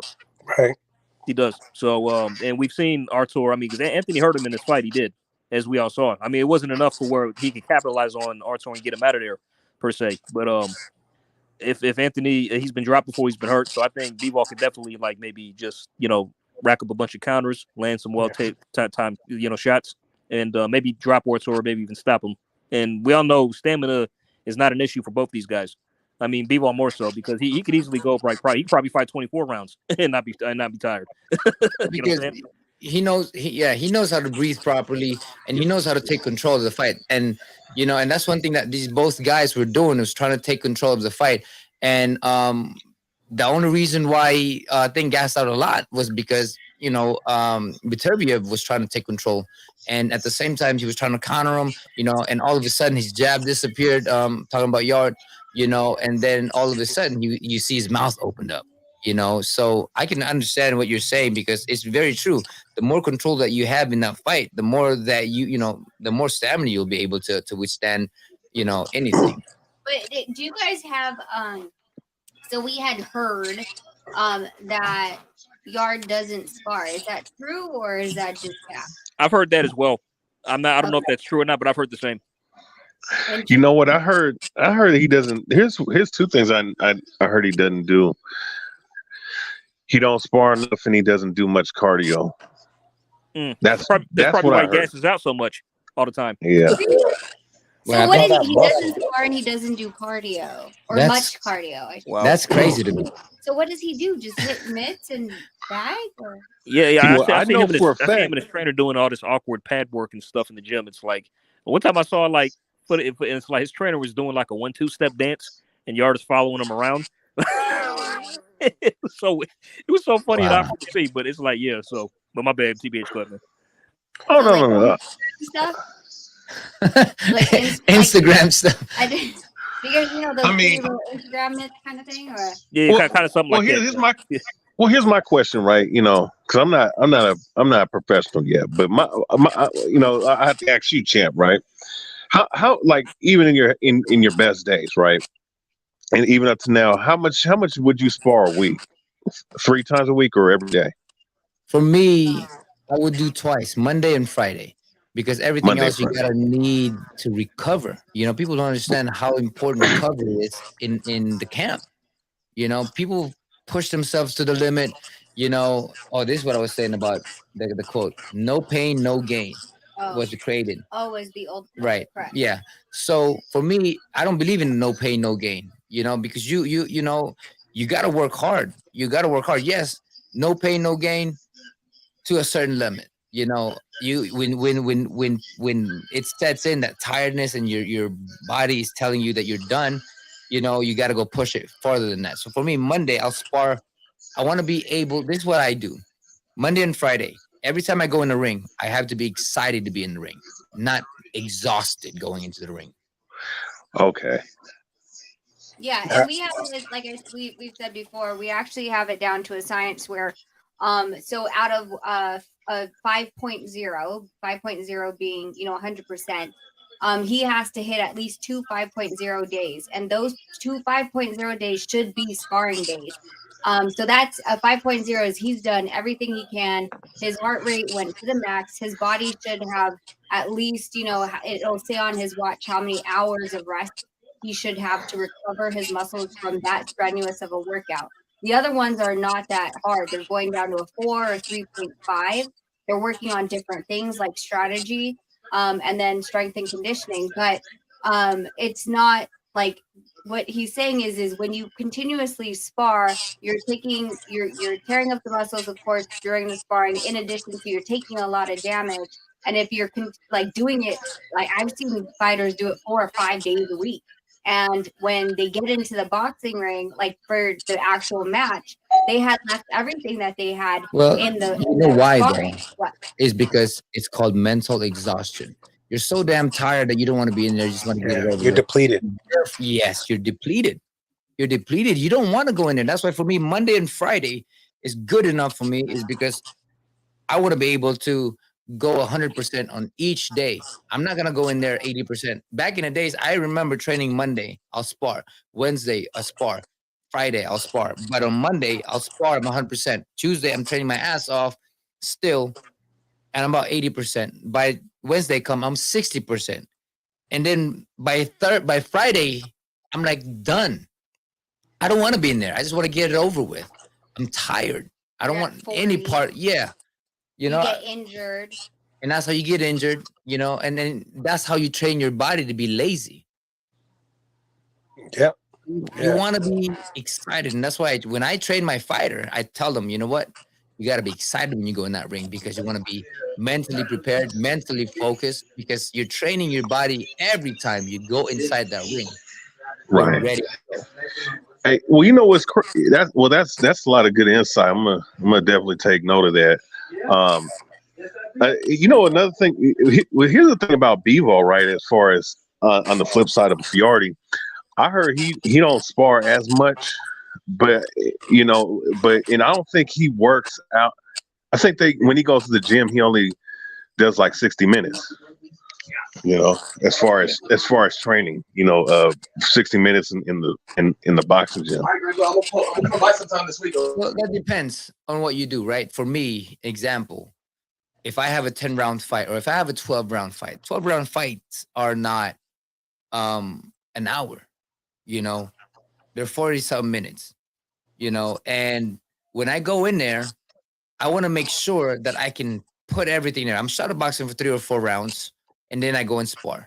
The main important days that I have is Monday and Friday, because those are the days that I go 100%. And that's me with the mentality of fighting. I go out there and fight, And you have to implement everything that we've been working for as strategy and actually put it into use when you're in the Right. sparring. So sometimes I finish within like an hour too myself, because as long as my heart rate is telling me, man, you kicked your ass today, I'm good. If my heart rate says, "Ooh, you didn't do too much," then I'm like, "Ooh, man, I got to do a couple more before I get to the 5.0." Like, it's one of those things, right? Like, I've trained a bunch of people like, oh, I train for like 2-3 hours in the gym. And I'm like, okay, so what were you see it all the time where they're like, they're talking shit, they're Instagramming, they're not really like focused on exactly what it's supposed to be. And it elongates this whole thing. Half of it, I honestly think it's a social hour. Okay. These guys talk so damn much. I mean, as it is, wrapping the hands probably for Takes me forever. about 20 minutes, Mhm. but I wrap them really good with tape and everything. It's professionally done, like I'm He fighting. doesn't use the clock, not the clock ones, but the ones that the Yeah, pre-made that wraps. everybody He do. For always me, we go it's a through real fight, boxes like of tape. gauze, Yep, tape and, and and gauze. tape and gauze and stuff like that, because I gotta protect my hand, Boxes. right? So for me, that in itself takes a lot. Plus, I gotta warm up, I gotta stretch out, and I gotta warm up really good, and then a lot of the times, it's a lot of bullshit, people just bullshit and all of that stuff, cracking up, and it's a boxing gym. It's like a barbershop, Yeah, So, they talk a lot. Like, yeah. literally, I'm the one, like, if there's anyone, like, if we're not in our private session and we allow, like, we're at the gym with everybody else, then he'll start talking. They'll ask him, like, what his insights are about something. Did you see my fighter? What do you think he needs to work on? And I'm literally starving by this time. I'm like, dude, we need to go. I was like, we've been here forever. So Luis Puente, do I push myself to the limit every time? Monday, I push myself to the limit. Tuesday, I push myself to the limit. Wednesday is strategic day, so I'm about a 3.0 out of 5. Thursday, I take the day off. Friday, to the limit. So Tuesday and take Saturday it to the limit. Tuesday and Saturday are Take it to the limit. Yeah, one more time. and with this strength and conditioning, I literally can already burn them in 30 minutes. Oh man, that her strength and condition. She's known as man. I don't even know. I just laugh and I have fun with it. Yeah, because And I everybody smile. just falls down like I don't need like dead bodies. I've literally gone to different camps and I've seen them, and people have asked me different things a bunch of times, like, well, what do you think? And I'm like, we're hitting an hour 15, an hour 30. These guys are still going. That means they're like, you're wasting their time at this point. Like, we're just having a social hour. And I've been at places where they're like, well, okay, well, what are you doing Saturday? I'm like, I'm doing a 30-minute drill. And they're like, well, we should be able to do 30 minutes. We're doing 90 minutes as it is. Dude, they're breaking by 6, by 9. they're breaking. Because we do strength and conditioning all out. All out. The thing is, you can run all day and sprint all day and all that stuff, and it hurts. But we work in a fight time, round time, 3 minutes. But we do a lot of sprints in between, or well, in terms of like how your lungs goes. It could be the arms, it could be the legs, it could be whatever it may be, right? But we go on a sprint every single time throughout that 3 minutes, and we by 2 rounds, you're like, man, I'm tired as hell. I mean, some kids here, they're working out and they're supposed to be fighting 10 rounds, and by 3 rounds, you're like, oh man, I'm done. So that's what we do, is we train the lungs. One thing to get in shape is not to run 20 miles. To get in shape is, for me, I have this heart rate. If you can drop your heart rate at least 30 beats per minute in that 1 minute, that means you're in great shape. For me, I go to 40. You know what I'm saying? Country guy, what's up? Hey, what's up? How's everybody doing? Great, man. We were just talking about the fight and all of that stuff, and now we're talking about the training aspect. I was gonna ask. I actually asked you a question earlier, but I kind of dozed off on the couch. So how did you have Yarde and Beterbiev? Because some people had, some people were saying, like a smaller number were saying that Yarde was winning the fight till he got stopped. And then a lot of people were saying that Beterbiev was just, Look at Miller City. He like, what the hell? I had a question. In my eyes when you said that, I was like, yeah, that was funny. So, I mean, I had Beterbiev winning the fight before the stoppage myself, but I mean, I just wanted to hear what you had, I mean, Beterbiev was the one making the fight happen. He did get caught with a couple of punches here and there, but he was the one hitting a lot more. He was the one backing the guy up more. He was the one landing a lot of jabs. The jab in itself was just being able to win that fight. Yeah, I think it was like maybe the first 2 rounds I gave it to Yarde, just because of the more action. He was the one that was pushing Beterbiev back. He was pumping that jab, and it was very effective. And like my 9-year-old son said, once he decided to forget about that stiff jab, that like he was just more so just placing it out there instead of actually making it effective, is when he started falling into traps. He started just being there, because Beterbiev noticed that eventually, like first it was like jab, it was a flicker jab, some were a little bit stiffer, and then he would place it almost as a rangefinder, then be able to go off of it. Right. Then it just became, I'm just gonna stick out my hand there and almost try to blind you, and keep you at range so I know where you are. But when he started doing that, that's when he started getting caught. Yep, smart kid, right. Smart kid. I got a couple questions for you. But first, right? Guess who just followed me? Who's that? Can't see. Do you see it on yours? Okay. Here, let's make his bigger. Hold on. We're gonna make We're gonna. Is that Jason Maloney? Yes, sir. They're best friends. So he reached out because I pinned our interview. So he must have looked at it. Yeah. And then I obviously interview guys that I like, and I was a big fan of yours, and I reached out to you. And I told them, I would probably do a little something if you was into, wanting to do an online face-off, but I understand you're a gentleman, and I just didn't know if you was into something like that, if the time does, if you guys do have that signed. Yeah, no, actually, we did that with Casemiro, because we were like, bro, why didn't you sign in a contract? Why don't we just do it with Jason and ask him, Jason, what are you doing? We can definitely do that with Jason. We haven't heard anything. We saw Bob I think because, well, what I'm trying to say is that with Casemiro, we were like, yo, what the hell's holding up? We gave you, they said they sent the contract, blah, blah, blah. So there was some issue in there, but we're going face to face because we wanted to know what was going on. And now right here, it's the same thing. We want to know what's going on because they keep saying that there's a negotiation when no one's even reached out to us. So I would love to go face to face with them and say, hey man, what's going on? I thought you guys were negotiating. Yeah, I definitely put that together for sure, because I was like, I'm interested if my man's interested, I'm good, brother. I want to know, We man, wanna so get this going. everybody can know what's going on. Yeah, I we wanted you to already- knock him out so bad, Casemiro. Well, let's make it. Yeah, he was screaming to be knocked out.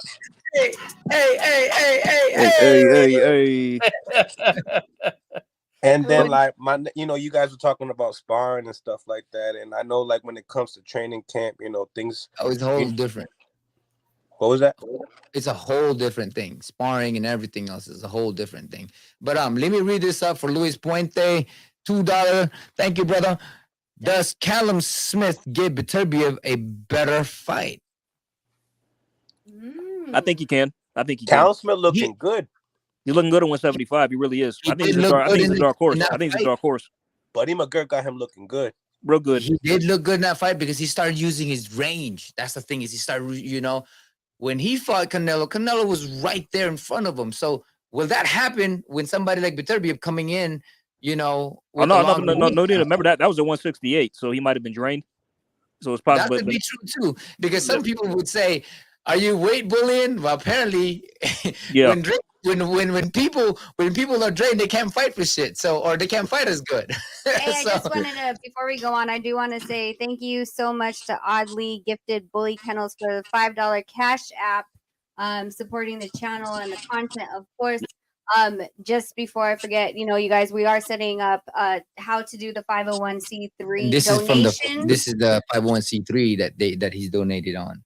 Yeah, so we're gonna try to start to push all of the super chats and donations where I'm seeing everything and being able to put everything on the screen. So you guys, at least you guys get a tax write-off, and the money goes into the 501c3 that goes towards battered children and women. Yes. So we want to do that, and we want to give back.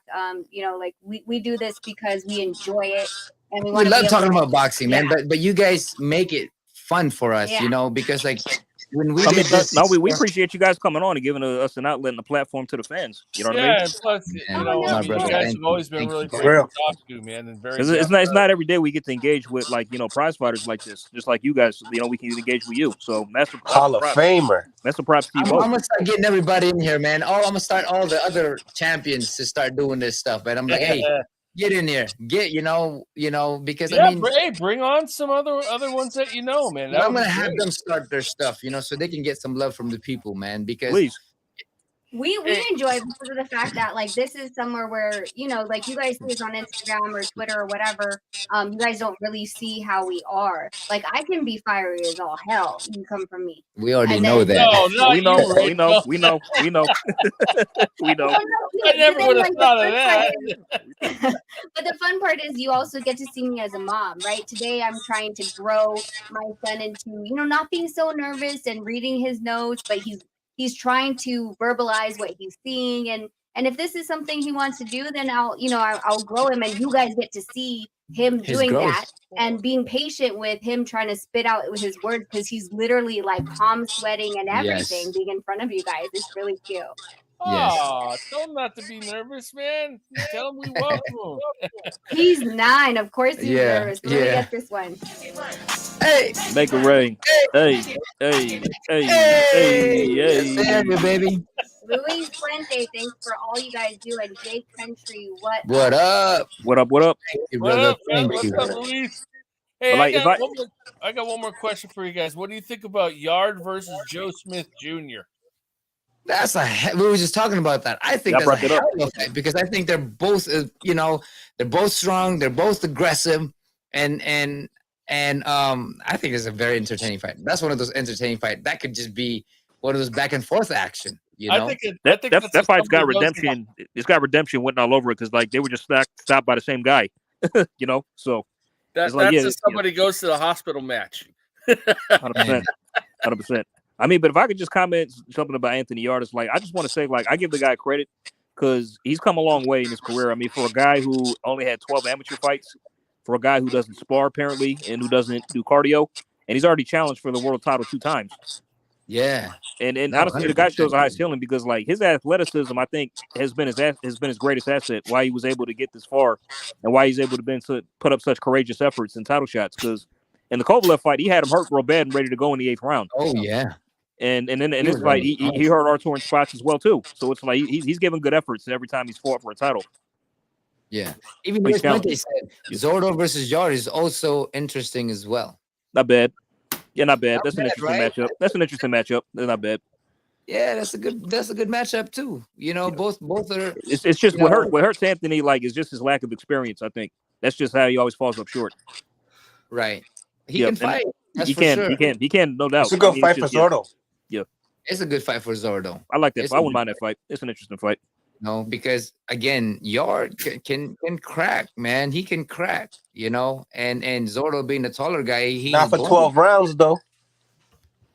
What's that? I don't think he could crack for 12 rounds though. No, Oh no. Boy, yeah, no. Yard's got also- he's got a stamina issue. That's no He question. can Yeah, take so some that's shots, something though, that he man. needs. He really needs to work on that. He needs to rectify that. 100%. And his big punch is the right hand. Let's be real. That jab got nothing in it. Even, you know what I'm saying? That little check hook is nice and all, but it's still sweet. Yeah. I mean, he could take some shots because I mean, if he could take all of Beterbiev's punches like that for all those rounds, I mean that was impressive. He did take some shot. You know, there was that round in the first or second round where Beterbiev landed a jab and then the thudding right. I was like, Yep. ooh. Well, there was I think after that got Anthony's attention. He's like, okay, Yeah. this dude is serious. No, there was a couple times where Beterbiev got Anthony in the corner and mugged him and put a beat down. At the end of the fifth, like if that, like literally the bell saved his ass like 2 times, and literally at the end of the fifth when he was getting pummeled, if he had 30 more seconds, he'd have been done. It'd have been a wrap. I was like, damn. I mean, he just unloaded on him hard. Yeah, no, there's a lot of good fight in this thing, and they're fighting everybody. That's the beauty of this weight class right now is they're fighting everybody, and I hope that this fight with Bivol would materialize because this is something that we really, really want to see. You hear us, Bob? Boxing needs it. You hear us, Boxing Bob? needs this. Oh, 100%.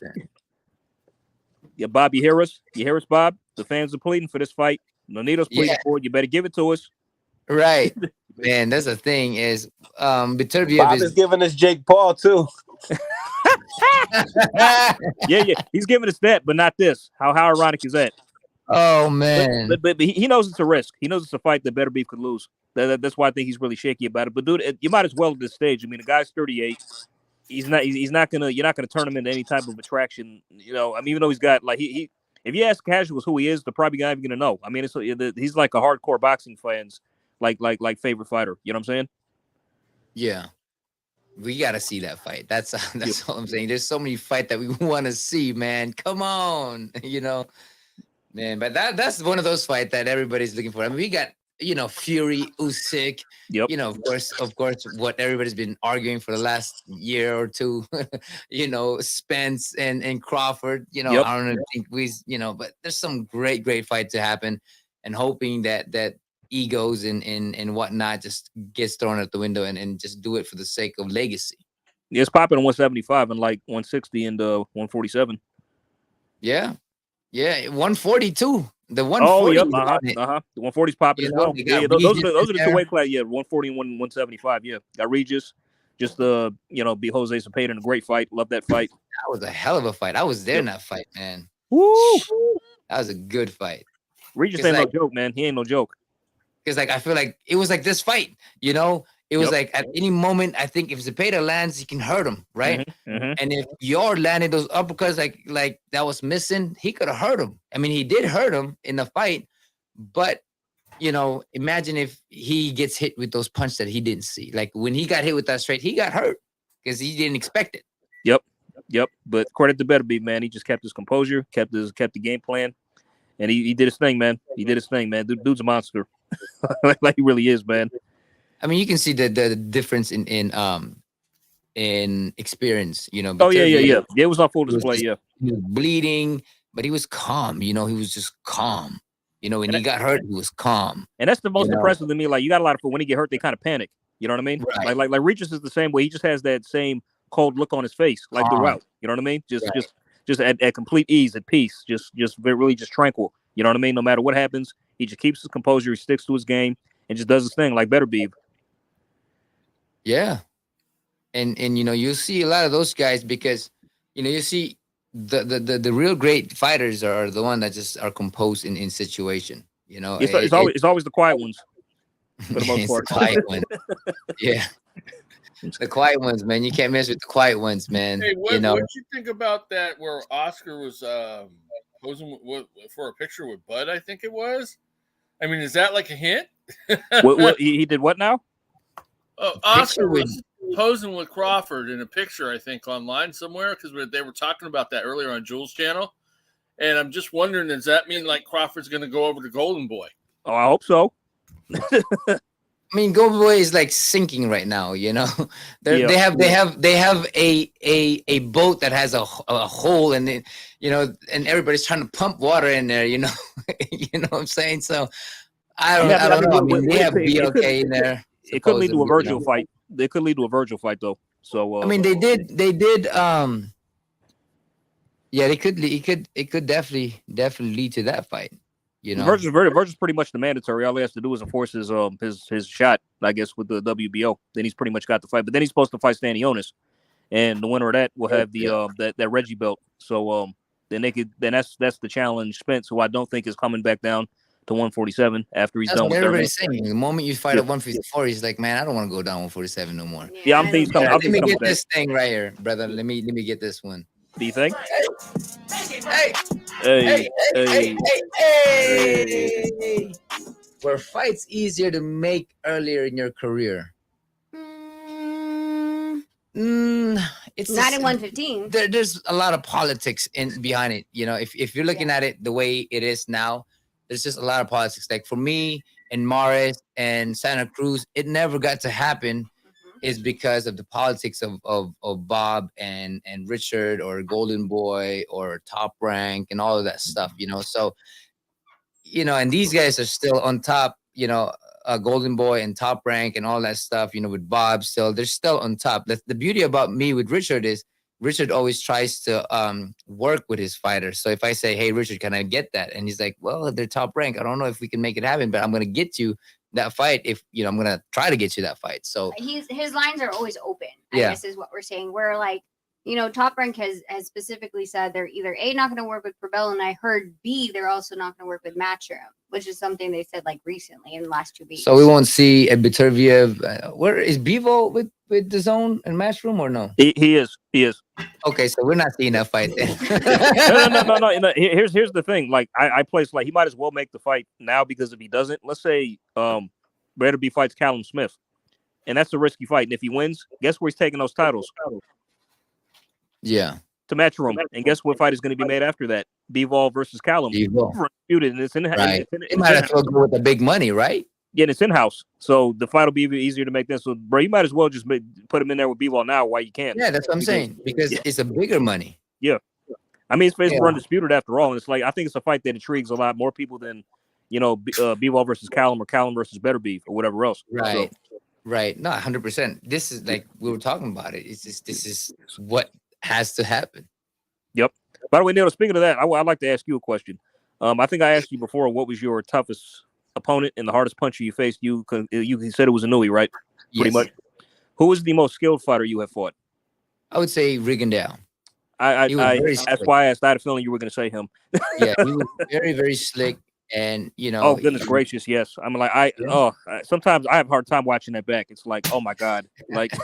No, he was tough to see because he was just all over the place, you know, and he'll move around a lot. So you just couldn't put him down, man. The guy was always on the move, man. Just countering, flipping, right. Just Yeah, so that's one of those guys. You know, there's tendency that you'll see in my fight, the way I fight, but you see it in a lot of the fighters too. You know, and you know, like looking at Bivol and Beterbiev and all that stuff, you'll see their greatness or their pros and cons for both guys. You know, and that's why this fight is so intriguing, is because what they're good at could nullify the other guy, but at the same time, what the other guy is good at could nullify the other person too. So vice versa, you know. So that's why this fight is like, this has to happen. It does. Shame if it doesn't, because like it's like you might as well. You don't want. I mean, because better. It's like the guy will age eventually, man. Somebody will get him. You know, he's looked good so far, but the guy can't fight. You can't defeat Father Time, as we all know. You know, one day it's going to catch up to him. I mean, he looked good today, and the thing too is that his movement is not is settled. It's not like rush. Yes.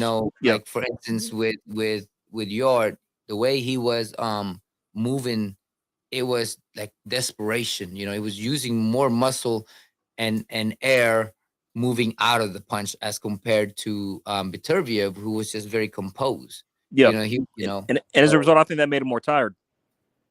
Oh yeah, 100%. I mean, Yeah, that's why by the fourth or fifth round, his mouth starting to open up like crazy. And I'm like, whoa. By that point, the pacing set in, and he was exhausted. I said, okay, it's not going to be long now. Credit to him, he managed to, That they were going on, the pace that they were going on for big guys like that. I mean, man, that was unheard of. But good fight though. Good fight. Did you guys catch the undercard at all, or just that the only fight you saw? We did. You know what's crazy? And I had a thing about this is that they put a world championship fight to open up for these other guys. Yeah, well, I didn't understand that, man. You had, you talking about the Lockian fight, right? Yeah. Jimenez. Yeah, right. We honestly thought after we saw the lock-in fight, I think like there was a fight before that we watched, or 2 fights before that, and we're like, oh, world championship for sure. This is going to be the co-main, right? So we're telling our son, hey, go get your laptop, make sure it's charged, because Jarrell was taking notes and stuff like that. And then it wasn't the main card after that. We're like, you got to be kidding me. I was like, this seriously, like for a debut fighter and a 10-0 guy over a 12-round world championship. I was like, wow, okay, you guys really.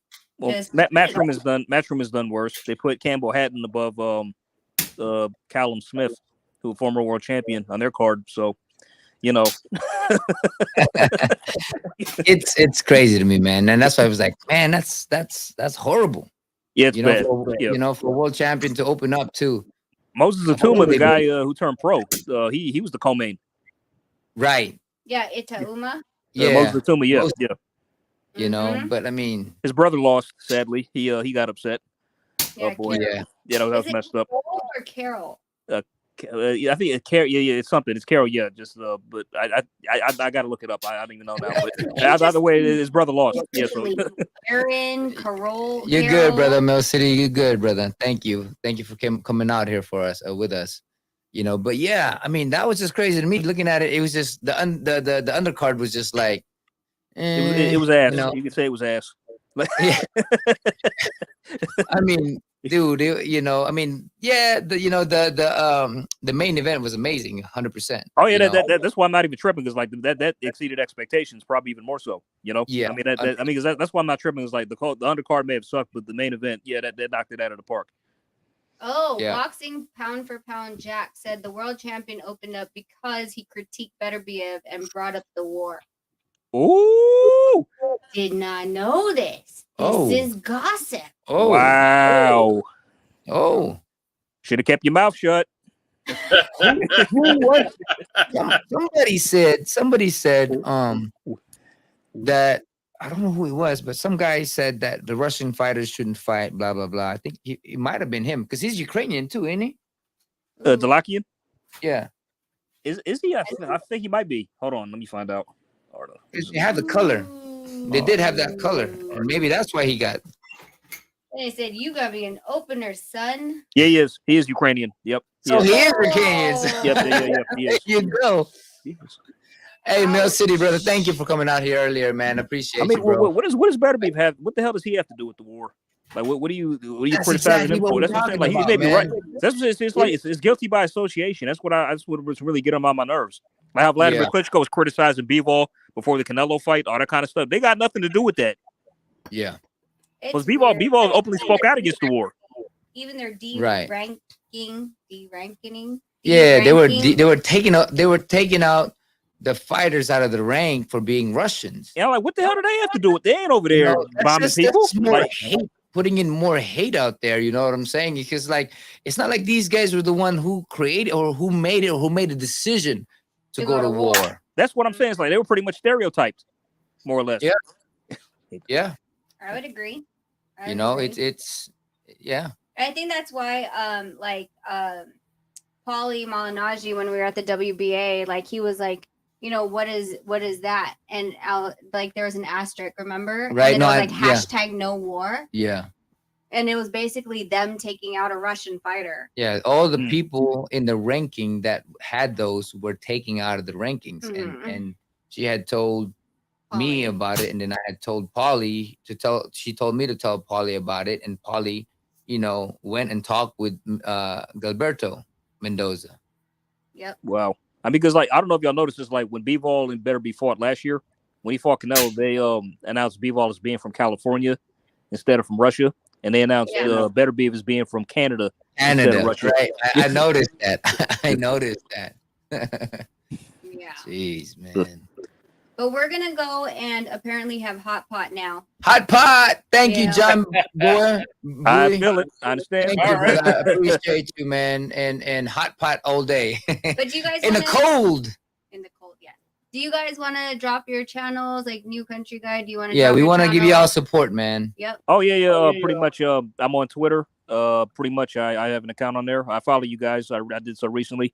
But it's at AJ Spay all day. That's AJAYSPAY with the Twitter asterisk with the A. So you can find me on there. Country is the same, pretty much. Good country. AKA all day. Afro samurai brother. Yeah. Yeah, you know, I mean, you can catch me on Twitter, you know, at Miss Monkey, or else you'll always catch me over on Jules' channel as Ring IQ as part of the panel most of the time. Eventually, I'm going to get my own channel going. That's why I got my name the way I got it. And once I do, you guys will all hear about that. Yeah, but thank you guys for coming out here and having a conversation with us. You know, that was incredible. Thank you guys. Appreciate y'all as well. Oh, we love talking with you. We always do. Plus, we enjoy a lot of the stories that you tell us too about some of the adventures and misadventures that you get into, you know, and you know, like the I don't get into trouble. This one gets into trouble. There was okay. So last night I didn't get in an argument because I was trying to chase the guy, but literally, what now? I was just on a. So I was listening to, you know, like there was a big like blow up with a couple like YouTubers, I think like 4 of them earlier on the day yesterday. And then it kind of spilled over to different channels. And listen, like I get it that there's, you know, Bud supporters and Spence supporters, but what's interesting is like these weird false narratives that they take. And one of them was it was giving me like hives because this guy like was talking like he was like, oh, for sure, there's no way that you know, silent investors, like you don't know who they are. And then he starts talking about dark money. And so anyway, so we said, I was like, oh, I'm gonna come up. And when he heard that, the guy ran. And I came up, I'm like, where did the guy go? I mean, and he's like, you have that reputation now, you know, you're very intelligent. Okay, you know? But you literally cannot, like, this is YouTube in an era of internet. Like we don't even have to look at stuff on encyclopedia anymore. And you're saying silent investor, like that person's a ghost. A silent investor is someone who invests money and is still on, you know, the paperwork as far as a company goes, but they just don't talk. Come on, I said, I remember that. Come on, knows every time. But they just don't talk about, like they're not involved in the everyday operations. Silent doesn't mean they're like cloaked in. They're like ninja and stuff like that. No. I mean, well, see, the problem is, Rachel is like the problem is with these fanboys. They like to act like they're managers and they think they work for the fighter when they really don't. You know, talking about like investments and money, and it's like, okay, it's like, bro, it's really not that deep. I mean, because I made a post earlier in the week, right? And I'm not expecting that many people to respond because I just, you know, it's what Deontay Wilder said, like, oh, AJ could have fought this and that. And I just posted a screenshot where he said, oh, he turned down an offer to fight him. So what are you talking? Like, I just meant, like, what are you talking about? Then I got legions of Wilderettes leaving comments that I don't know and just all this kind of stuff. And I went back and forth with a couple of them, but it's like, bro, I don't even know. Like, why do y'all care so much? Like, really, it's really not that deep. Yeah, well, and especially a lot of it sounds like they talk deep. Well, right? some people do. Like I've seen it in the street numerous times. Like people would talk like they know what the hell they're talking about, but because a lot of people don't know what he's talking about, so they're not gonna question it. But you get somebody who knows what you're talking about, then I'm like, I'm out of here. That's pretty much what you do. What that guy did because he started talking about dark money and elections and blah blah blah. And then so I was coming to talk to him about silent investors and dark money. I was like, motherfucker, dark money is a 501c3 that uses the money from the donations to sway an election, and they can't pull the numbers from who donated because it's a 501c3. And I'm like, you can't just pick a word that sounds cool and use it for your narrative when literally Yeah, man, dark money, man. You know, that's how they do it out there. You know, just I mean, but that's the lengths to go to because I remember you were on Ring IQ's panel. Do you remember that guy who was going back and forth with you about weight? It's and you wouldn't listen no matter what. Bro, it's like you're an actual professional who's done this, and you're an it's like he's going and he still thinks he knows better. That's why I said like no, this guy's just it's not worth it. This guy's not gonna you're not gonna convince this guy. I remember that. Hey, AJ, who was that? That was Chaim. Yeah. Oh yeah. We were just trying to talk, and I'm like trying to be nice to him. You know, I'm like, hey, you know, my favorite was the one that was on it was on Raps. Remember that guy? We went on ours, then we went on Raps, and this guy, we were talking about strength and conditioning, and this guy was like, like he came up like, I'm gonna go after Rachel, and he tells his person in the chat like, go after Nonito. So they're both supposed to come up. So guy comes and he's like, you know, this and that about strength and conditioning, and I'm a former Olympian, 2016, I think he said he was. He went to Rio, right, blah, blah, blah, and we run and blah blah blah, and then so I'm. But like, he wouldn't give up the fact that we were talking about fighting, and this is how it is when you fight. You have to translate the muscle that you work on the outside inside the ring. But he just didn't understand that, and he didn't want to understand. No, and then I said, hey, bro, I'm like, just what's your name? And then all of a sudden he backpedaled, and I'm like, what's your name? Like literally, I could look up the Nigerian team track and field right now. It's not that difficult. There's only like 10 of you. Yeah, you know what? Scholars said you will never find a shortage of expert in YouTube. You guys should have seen. There's this one guy that comes on Jules' channel now. Unfortunately, his name is Mirage. Yep, you already know that guy. Oh, you know this guy? Oh boy, he's notorious. He's famous. He it's like, came on and had a 5-hour argument with me and Jules and everybody. It went 5 hours. Oh, about David Benavidez. Yes, that one. That's the one. That's the one. That's the one. That guy, man. I mean, he's just a piece of. That's why I want Caleb. That's why I want David to lose that fight, just because of him. That's why. Like, that's how bad he got on my nerves. He actually said that if Benavidez lost, he would just up and disappear, and we're going, oh yeah, come on, let Benavidez lose, he'll disappear. Oh my god, so crazy. No, that's what he does. He goes to every channel, just like trolling and being a dick. Like. You don't think he can? You're like, there's no way this guy can literally suck on Benavidez that hard or that long. Oh yes, there is.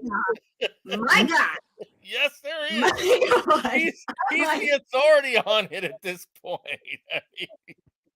Oh, he might be bringing his fan club. You never know. Maybe. I mean, I think it might be. He probably is mad in love with the guy. No cap. I mean, like it might be something serious.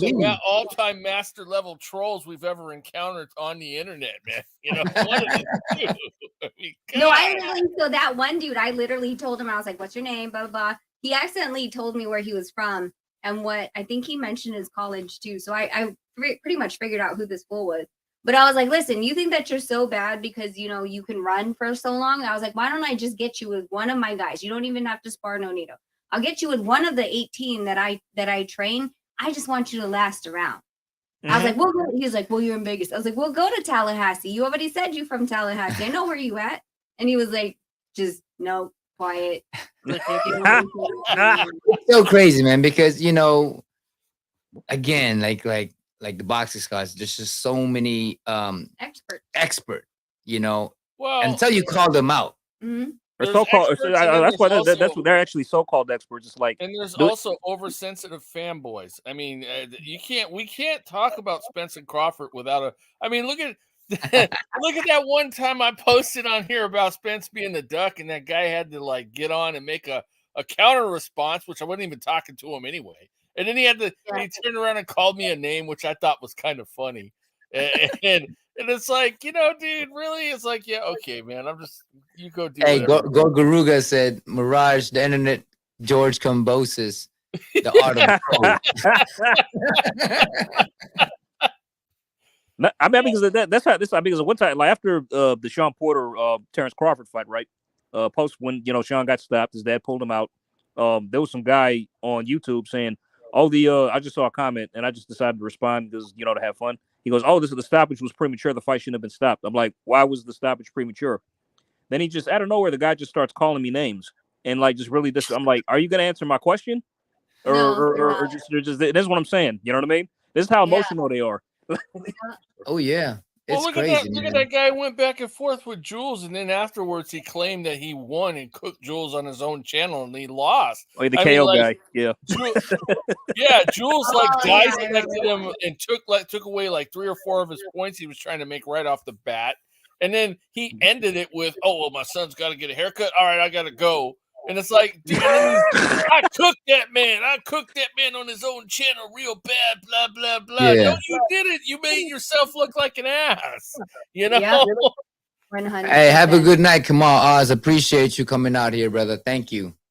Yeah, but we're gonna head out, guys, because the boys are gonna get hungry. They'll start barging. We're sorry, we didn't mean to. No bad. No, not at all. Not at all. No. Not at all. And you Man. guys, Give my regards. Give my We regards. love this stuff, man. Like hanging out with you guys, talking it's about just boxing. the fact that we're kind of responsible for 2 little human beings. No. Right. Completely understandable. Yeah. Do you think? No, and you Yeah. guys, thank you in the chats and all the viewers that were patient with Jarrell as he's starting to learn to, first of all, be comfortable in the camera and speak his mind as far as what fight go, how the fight Are you guys in California or are you in Nevada? We're in Vegas. Vegas. Yeah. Okay, nice. Okay. Oh, okay. Yeah, but yeah, thank you guys for being so patient with him. He'll get better every single time, and that's what we want. We want him to be No, smart kid. You guys are teaching him well. Smart kid. Hey, put him on anytime, bro. That's what I say. Thank you. And he loves it. He loves it, So it's just a matter of time for him. And he's already making all this music and all of that stuff. It's just a matter for him to be very vocal about what he thinks. Yeah, and if you guys are ending up in Vegas February 25th for the Border Wars fight, yes, he just got he's gonna be hired the as a DJ. Yes, he's Nice. gonna be the DJ. Congratulations. So, much love to everybody again. To you, my brother, my samurai brother, thank you, and my country brother. Country road, take me home. Hey, man, if we're ever out in Vegas, we'd love to meet you and grab some food, man. That would be awesome. For sure, man. That'd be great. Yeah, I'll make the trip. We're very easy going, man. Yeah, make the trip show. Thank you, man. I appreciate you guys. You guys get us here. You guys know where we are. And again, much love to everybody out there who tune up, who tune in. I mean, it's my third language, so English is my third language. She's always gonna correct me, bro. You know what I'm saying? So, you good, Nonito. You good, man. You good. You all good, man. I'm the translator in the bottom of the screen. But much love to you guys. Thank you again. It's been always amazing with you guys' energy. There's gonna be more coming from us. With tomorrow is my first episode of University. It's about being you, and increasing the essence of you. We're not talking about sex. No, not the essence. You use a different word. The last time you said essence, it was sex. Yeah. So just making a better you. That's what I want, is for the university that I'm putting in on Sunday. It's like preaching. I'm just preaching. Self-development, mental health. But tomorrow, my show on university will be ownership, because I think that's the most important thing a person can have to create his path, his success, is to own up to every decision that he have, every word that he says, and every thought that he makes, and all the action that he creates. So that's tomorrow. It's about being the best version of you. University with me. I got a question. Are you gonna special guest Bud Crawford on ownership? No. One last thing before you go, though. Keep us posted on your book that you're writing. I want a copy of it when it actually comes out. Yeah, when he's for done. Sure. Yeah. It's just this one. I have a whole book about my life, but this one I'm coming in about the losing. The losing mentality, because people think that losing is such a bad thing. We don't want to lose. Nobody want to lose. But when you do lose, guess what? It's done in the past. It happened. You can't do nothing about it, but learn from it and grow from it. Well, and it's your become a best better teacher. fighter. It's your best teacher. It's just like It's the 100%. losing And failure. this is That's how you learn. amen. 100%. And this is why the first thing that I'm going to talk about is ownership, because ownership is everything that you've done in all the action that you take in getting to that path of your wherever you're going. Bud Crawford. So, much love to you guys, man. I appreciate you guys Much again, love, man. respect to you, Nonito and Rachel. too, man, Appreciate y'all. definitely. Thank you for having us on. Thank y'all. Bye, guys. Have a Have good a great night. night. Y'all have a good night. I'm Jarrell. And I am Logan. Thank you for watching this video. And don't forget to like and subscribe the video. And hit the bell. Ding, ding, ding. KO! Jinx, got ya. Nonito the man.